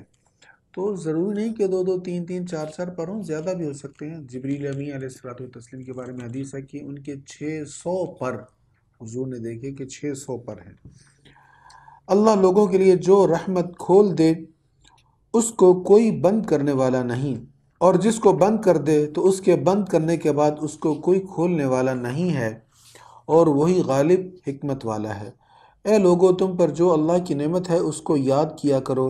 کیا اللہ کے سوا کوئی اور خالق ہے جو تم کو آسمانوں اور زمینوں سے رزق دیتا ہے؟ اللہ کے سوا کوئی عبادت کا مستحق نہیں ہے، سو تم کہاں بھٹکتے پھر رہے ہو؟ اور اگر یہ آپ کی تکذیب کر رہے ہیں تو آپ سے پہلے کتنے ہی رسولوں کی تکذیب کی گئی ہے، اور تمام کام اللہ ہی کی طرف لوٹائے جاتے ہیں۔ اے لوگو، بے شک اللہ کا وعدہ برحق ہے، سو تمہیں دنیا کی زندگی ہرگز دھوکے میں نہ ڈال دے، اور نہ شیطان تم کو اللہ کے متعلق دھوکے میں ڈال دے۔ بڑا اہم حکم ہے۔ فلا تغرنکم الحیات الدنیا، دنیا کی زندگی تمہیں ہرگز دھوکے میں نہ ڈال دے۔ دنیا کی زندگی کا دھوکہ کیا ہوتا ہے؟ دھوکہ یہ ہوتا ہے کہ انسان سمجھتا ہے جیسے میرے پاس یہ سب کچھ ہے ایسے ہی رہے گا، جیسے میری طاقت ہے ایسے ہی رہے گا، جیسے میرا حسن ہے ایسے ہی رہے گا، جیسے میری ذہانت ہے ایسے ہی رہے گی، جیسے میری جوانی ہے ایسے ہی رہے گی۔ یا انسان یہ سمجھے جیسے میں اتنے عرصے سے جی رہا ہوں آگے بھی میں جیتا ہی رہوں گا۔ یا دنیا کی رنگینیوں میں گم ہو کر انسان اللہ کی یاد سے غافل ہو جائے، یہ ہے دنیا کی زندگی کا سب سے بڑا دھوکہ۔ اور شیطان کا دھوکہ کیا؟ وَلَا يَغُرَّنَّكُمْ بِاللَّهِ الْغَرُورُ، اور نہ شیطان تم کو اللہ کے متعلق دھوکے میں رکھے۔ مفسرین کہتے ہیں شیطان کا اللہ تعالیٰ کے متعلق دھوکہ انسانوں کو یہ ہے، انسانوں کو یہ اللہ کے متعلق دھوکہ دیتا ہے کہ انسان کو یہ کہتا ہے کہ تو گناہ کرتا رہے، خیر ہے، بڑا وقت پڑا ہے توبہ کرنے کا، تو انسان گناہوں میں ڈوبا رہتا ہے۔ یا وہ انسان کو یہ باور کراتا ہے کہ کوئی بات نہیں، تو گناہ کر بھی لے تو اللہ بڑا غفور رحیم ہے، جتنے مرضی گناہ ہو جائیں وہ معاف کر دے گا۔ تو یہ شیطان کا اللہ تعالیٰ کے متعلق دھوکہ ہوتا ہے۔ اللہ تعالیٰ بڑا غفور و رحیم ہے، لیکن وہ جبار و قہار بھی ہے، اس کے عذاب سے ڈرنا بھی چاہیے۔ جن لوگوں نے کفر کیا ان کے لیے سخت عذاب ہے، اور جو لوگ ایمان لائے اور انہوں نے نیک عمل کیے ان کے لیے مغفرت ہے اور بہت بڑا اجر ہے۔ أفمن زين له سوء عمله فرآه حسنا فإن الله يضل من يشاء ويهدي من يشاء فلا تذهب نفسك عليهم حسرات إن الله عليم بما يصنعون۔ تو کیا جس شخص کے لیے اس کے برے عمل کو خوشنما بنا دیا گیا سو اس نے اس عمل کو نیک سمجھا؟ کیا وہ ہدایت یافتہ کی طرح ہے؟ سو اللہ جس کو چاہے گمراہ کر دیتا ہے اور جس کو چاہے ہدایت دیتا ہے، لہٰذا آپ کا دل ان پر حسرت زدہ نہ ہو، بے شک اللہ ان کے کاموں کو خوب جاننے والا ہے۔ اور اللہ ہواؤں کو بھیجتا ہے سو وہ بادل کو اٹھا لاتی ہیں، پھر ہم اس بادل کو مردہ شہر کی طرف لے جاتے ہیں، سو زمین کے مردہ ہونے کے بعد اس کو اس بادل سے زندہ کر دیتا ہے، اسی قیاس پر مرنے کے بعد زندہ ہونا ہے۔ فرمایا جس طرح بادل آتا ہے اور بارش برستی ہے اور وہ زمین جو بنجر تھی، جو بالکل خالی تھی، وہاں پر سبزہ اگاتا ہے، جس طرح اللہ نے مردہ زمین کو زندہ کر دیا، ایسے اللہ تعالیٰ تمہیں بھی مرنے کے بعد زندہ کرنے پر قادر ہے۔ من کان یرید العزت فللہ العزت جمیعا، جو شخص عزت چاہتا ہے تو تمام عزتیں اللہ ہی کے لیے ہیں، پاکیزہ کلمات اسی کی طرف چڑھتے ہیں اور وہ نیک عمل کو بلند فرماتا ہے۔ اور جو لوگ برائیوں کی سازش کرتے رہتے ہیں ان کے لیے سخت عذاب ہے اور ان کی سازش ناکام ہونے والی ہے۔ سازش نہیں کرنی چاہیے، دھوکہ فریب اس سے منع کیا گیا، اور فرمایا سازش کرنے والا ناکام رہتا ہے۔ دھوکہ کرنا کسی کے لیے بھی جائز نہیں ہے، یعنی کسی کو بھی دھوکہ دینا جائز نہیں۔ ہمارے یہاں کچھ لوگ سمجھتے ہیں کافر اللہ کے نافرمان ان کو دھوکہ دیا جائے، ان کا مال لوٹا جائے، ان کا حق مارا جائے، یہ ہرگز درست نہیں ہے۔ آپ کافر کے ساتھ بد اخلاقی سے پیش آئیں گے تو آپ کیسا اسلام کا تعارف کروائیں گے؟ بلکہ ہماری ذمہ داری ہے مسلمانوں کے ساتھ بھی ہم دھوکہ فریب نہ کریں، اور کافروں کے ساتھ بدرجہ اولا ہم اخلاق سے پیش آئیں تاکہ وہ اسلام کی حسین تعلیمات سے متاثر ہوں۔ ایسا نہ ہو کہ ہمارا تعارف بد اخلاق ہو۔ اگر ہمارا تعارف برا ہوگا تو ظاہری بات ہے ہم اسلام کے نمائندے ہیں، ان کے سامنے اسلام کا تعارف برا ہوگا۔ اور جو لوگ برائیوں کی سازش کرتے رہتے ہیں ان کے لیے سخت عذاب ہے اور ان کی سازش ناکام ہونے والی ہے۔ اور اللہ نے تم کو ابتداً مٹی سے پیدا کیا، پھر نطفہ سے، پھر تم کو جوڑے جوڑے بنایا، اور جو مادہ بھی حاملہ ہوتی ہے یا بچہ جنتی ہے تو وہ اس کے علم میں ہے۔ اور جس شخص کی عمر بھی بڑھائی جاتی ہے یا جس کی عمر کم کی جاتی ہے وہ لوح محفوظ میں لکھی ہوئی ہے، بے شک یہ اللہ کے لیے بہت آسان ہے۔ اور دونوں سمندر برابر نہیں ہیں، یہ بہت میٹھا ہے، اس کو پینا خوشگوار ہے، اور یہ دوسرا سخت کھاری ہے، اور تم ہر ایک سے تازہ گوشت کھاتے ہو اور وہ زیور نکالتے ہو جس کو تم پہنتے ہو، اور تم اس میں کشتیوں کو دیکھتے ہو جو پانی کو چیرتی ہوئی چلتی ہیں تاکہ تم اس کا فضل تلاش کرو اور تاکہ تم اس کا شکر ادا کرو، اور رات کو دن میں داخل فرماتا ہے۔ اللہ کی شان ہے یولج اللیل فی النہار، وہ رات کو دن میں داخل فرماتا ہے اور دن کو رات میں داخل فرماتا ہے، اور اس نے سورج اور چاند کو مسخر کر دیا ہے، ہر ایک وقت مقرر تک چل رہا ہے۔ یہ ہے اللہ جو تمہارا رب ہے، اسی کا ملک ہے، اور جن کی تم اللہ کے سوا پرستش کرتے ہو وہ کھجور کی گٹھلی کے چھلکے کے بھی مالک نہیں ہیں۔ کیسی مثال دی قرآن نے، والذین تدعون من دونہ ما یملکون من قطمیر، وہ کھجور کی گٹھلی کے چھلکے کے بھی مالک نہیں۔ کھجور میں سے آپ گٹلی نکالیں گے تو گٹلی کے اوپر ایک باریک سا چھلکا ہوتا ہے، باریک سا کور ہوتا ہے، ٹرانسپیرنٹ سا ہوتا ہے، اس کو کہتے ہیں قطمیر۔ فرمایا اتنے کے بھی یہ بت مالک نہیں ہے جن کی تم پوجا کر رہے ہو۔ اے مشرکو، اگر تم ان کو پکارو تو وہ تمہاری پکار کو نہیں سن سکیں گے، اور اگر بالفرض سن لیں تو وہ تمہاری حاجت روائی نہ کر سکیں گے، بلکہ تمہارے خود ساختہ معبود قیامت کے دن تمہارے شرک کا انکار کر دیں گے، اور اے مخاطب تم کو اللہ خبیر کی طرح کوئی خبر نہ دے سکے گا۔ يا أيها الناس أنتم الفقراء إلى الله والله هو الغني الحميد إن يشأ يذهبكم ويأتي بخلق جديد وما ذلك على الله بعزيز۔ اے لوگو، تم سب اللہ کی طرف محتاج ہو، اور اللہ ہی بے نیاز ہے، ستائش اور حمد کیا ہوا۔ اگر وہ چاہے تو تم سب کو فنا کر دے اور ایک نئی مخلوق لے آئے، اور یہ اللہ پر بالکل دشوار نہیں ہے، اور کوئی بوجھ اٹھانے والا دوسرے کا بوجھ نہیں اٹھائے گا، اور اگر کوئی بوجھ والا اپنا بوجھ اٹھانے کے لیے کسی دوسرے کو بلائے گا تو اس کے بوجھ میں سے کچھ بھی نہ اٹھایا جائے گا، خواہ وہ اس کا رشتہ دار ہی ہو۔ آپ صرف ان لوگوں کو عذاب سے ڈراتے ہیں جو بن دیکھے اپنے رب سے ڈرتے ہیں اور نماز قائم رکھتے ہیں، اور جو پاکیزہ ہوگا تو وہ اپنے ہی نفع کے لیے پاکیزہ ہوگا، اور اللہ ہی کی طرف لوٹنا ہے۔ وما یستوی الاعمی والبصیر، اور اندھا اور آنکھوں والا برابر نہیں ہے۔ اندھا کون ہے؟ کافر۔ آنکھوں والا ایمان والا۔ یا اندھے سے مراد جاہل اور آنکھوں والے سے مراد عالم۔ فرمایا وما یستوی الاعمی والبصیر، اندھا اور آنکھوں والا برابر نہیں ہیں۔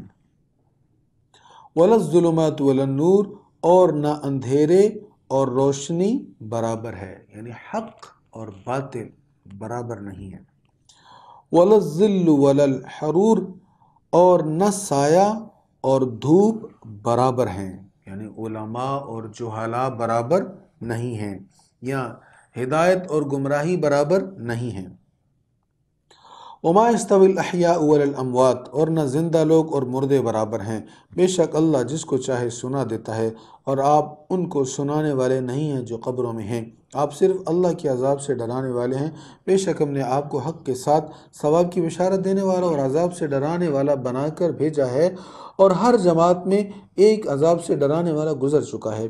اور اگر یہ آپ کو جھٹلا رہے ہیں تو ان سے پہلے لوگ بھی جھٹلا چکے ہیں، ان کے پاس ان کے رسول واضح دلائل، صحائف اور روشن کتاب لے کر آئے تھے، پھر میں نے کافروں کو پکڑ لیا تو کیسا تھا میرا عذاب۔ ألم تر أن الله أنزل من السماء ماء فأخرجنا به ثمرات مختلفا ألوانها ومن الجبال جدد بيض وحمر مختلف ألوانها وغرابيب سود۔ کیا تم نے اس پر غور نہیں کیا کہ اللہ نے آسمان سے پانی نازل کیا، پھر ہم نے اس سے مختلف رنگوں کے پھل پیدا کیے، اور پہاڑوں کے حصے ہیں سفید اور سرخ، ان کے رنگ مختلف ہیں اور بہت گہرے سیاہ۔ ہمارے یہاں کئی قسم کے پہاڑوں کے شیڈز ہیں پتھروں کے شیڈز ہیں، اور پھر اس حساب سے ہم ان کو مختلف جگہوں کے لیے چوز کرتے ہیں، کسی کو دیوار پر، کسی کو فرش کے لیے ہم پسند کرتے ہیں، تو اعلیٰ سے اعلیٰ پتھر الحمدللہ اللہ نے ہمارے ملک کو عطا فرمایا، اس کی طرف اشارہ ہے کہ ان پتھروں کے پہاڑوں کے رنگ دیکھو کیسے مختلف ہیں، یہ اللہ نے پیدا کیے ہیں۔ اور انسانوں اور جانوروں اور چوپایوں کے بھی اسی طرح مختلف رنگ ہیں۔ اللہ کے بندوں میں سے صرف علماء اللہ سے ڈرتے ہیں، بے شک اللہ غالب ہے، بہت بخشنے والا ہے۔ بے شک جو لوگ اللہ کی کتاب کی تلاوت کرتے ہیں اور نماز قائم کرتے ہیں اور ان چیزوں میں سے پوشیدہ اور ظاہر خرچ کرتے ہیں جو ہم نے ان کو دی ہیں، وہ ایسی تجارت کرتے ہیں جس میں کبھی خسارہ نہیں ہوگا۔ اب یہاں پر ارشاد ہو رہا ہے کہ ایسی تجارت ہے جس میں کوئی گھاٹا نہیں ہے۔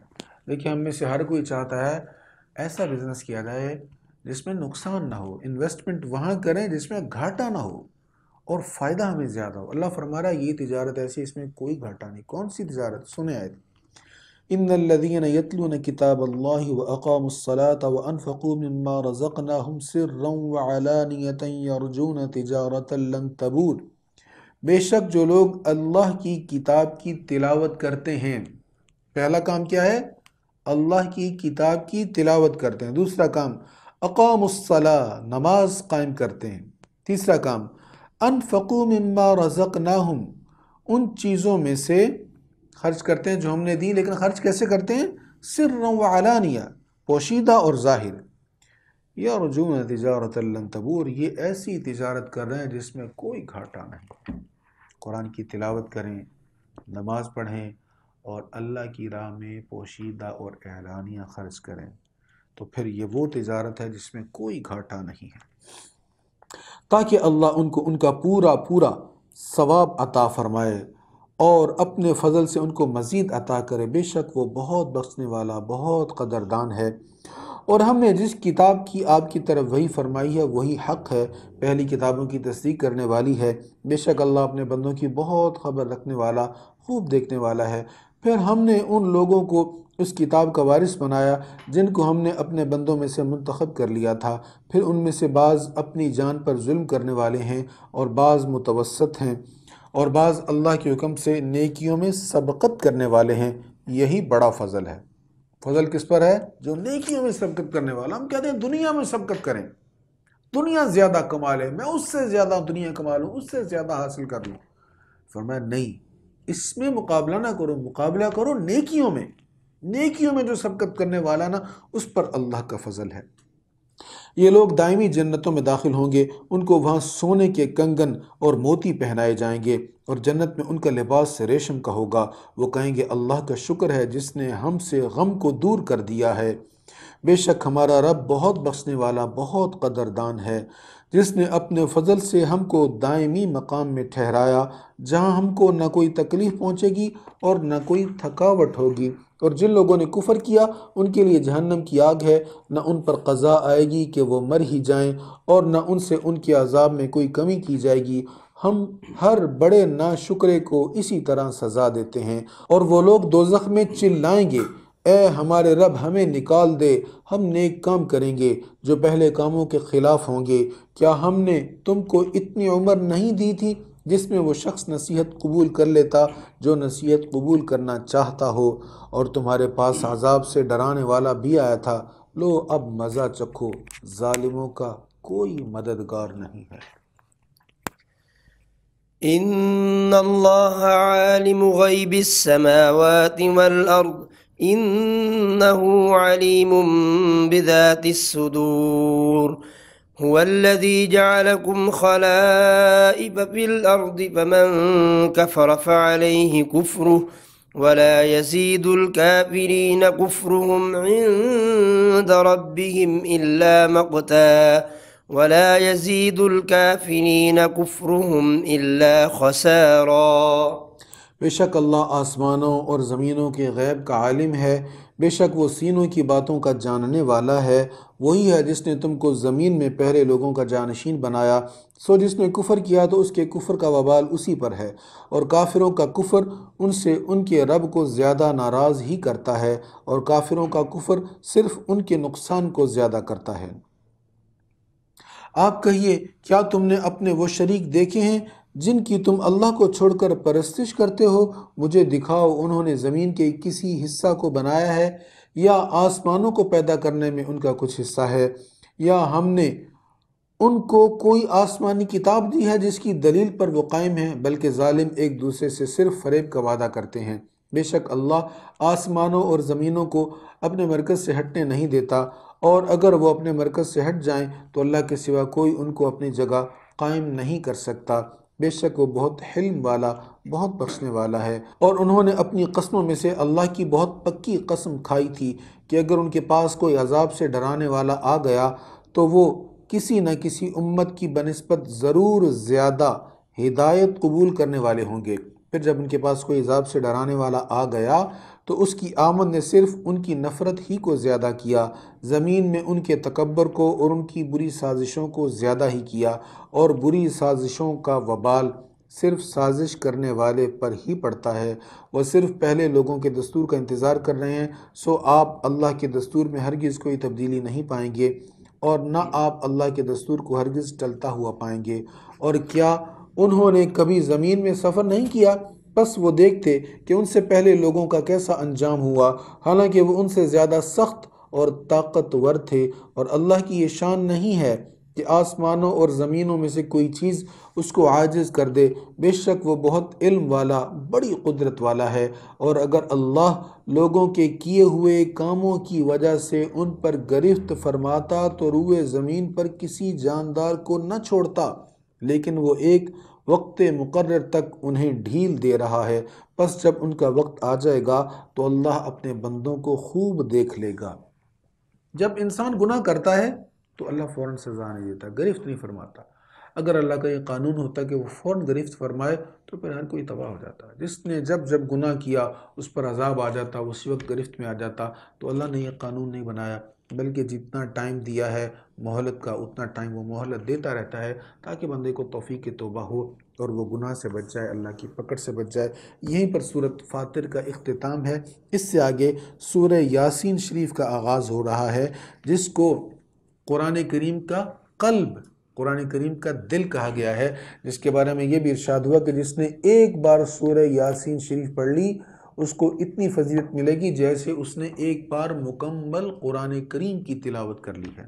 بسم اللہ الرحمن الرحیم، یاسین والقرآن الحکیم انک لمن المرسلین علی صراط مستقیم تنزیل العزیز الرحیم لتنذر قوما ما انذر آباؤہم فہم غافلون۔ یاسین، قرآن حکیم کی قسم، بے شک آپ ضرور رسولوں میں سے ہیں، سیدھے راستے پر قائم ہیں۔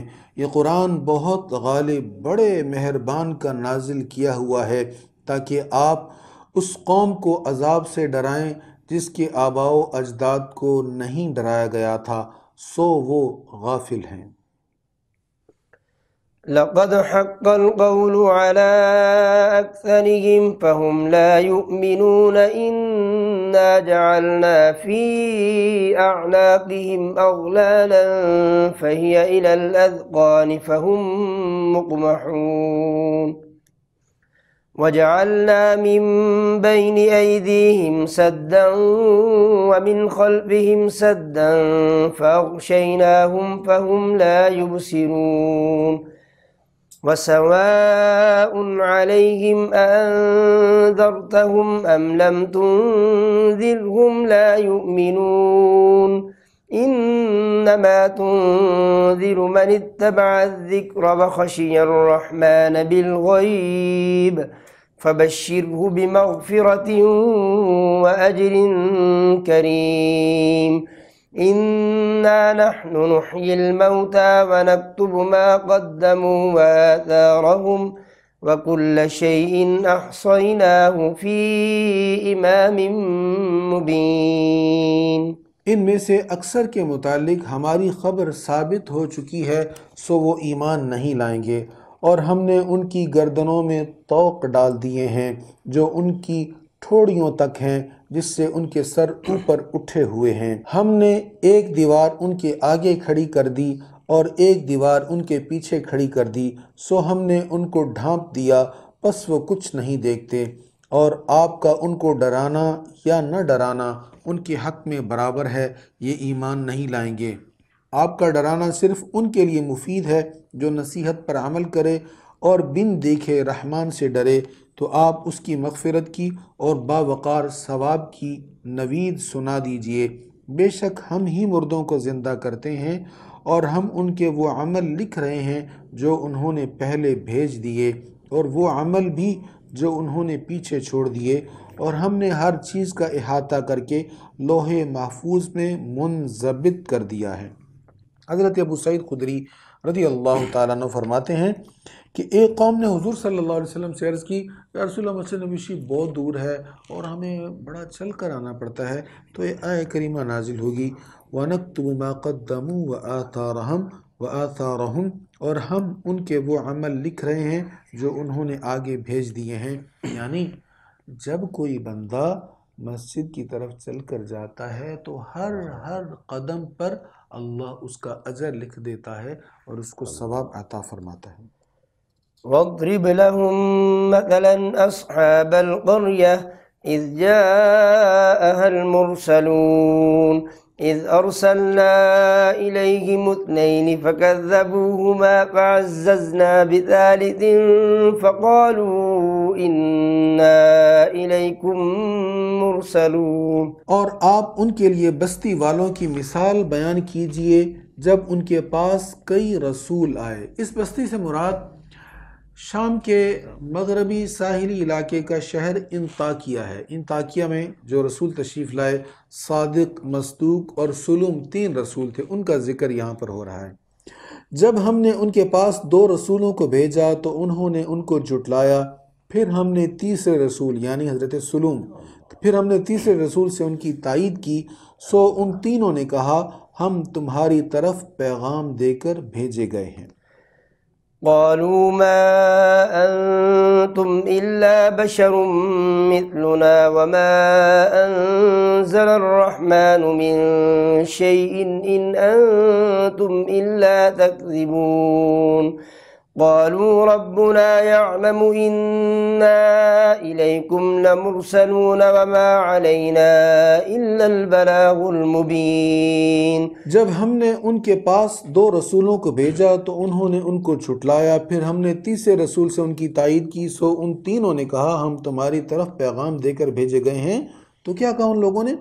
انہوں نے کہا تم تو صرف ہماری مثل بشر ہو اور رحمان نے کچھ نازل نہیں کیا، تم محض جھوٹ بولتے ہو۔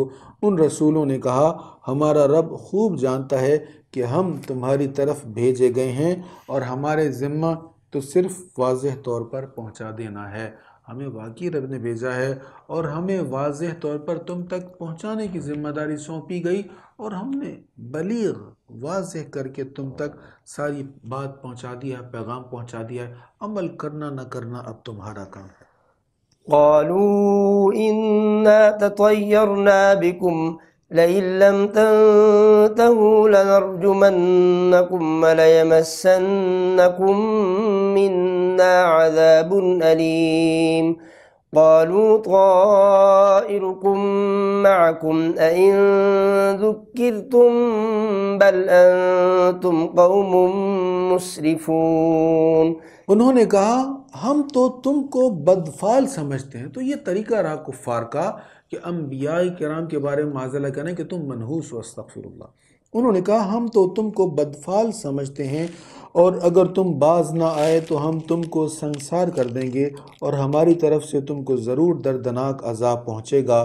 رسولوں نے کہا تمہاری بدفعلی تمہارے ساتھ ہے، کیا تم نصیحت کرنے کو برا سمجھتے ہو؟ بلکہ تم لوگ حد سے گزرنے والے ہو۔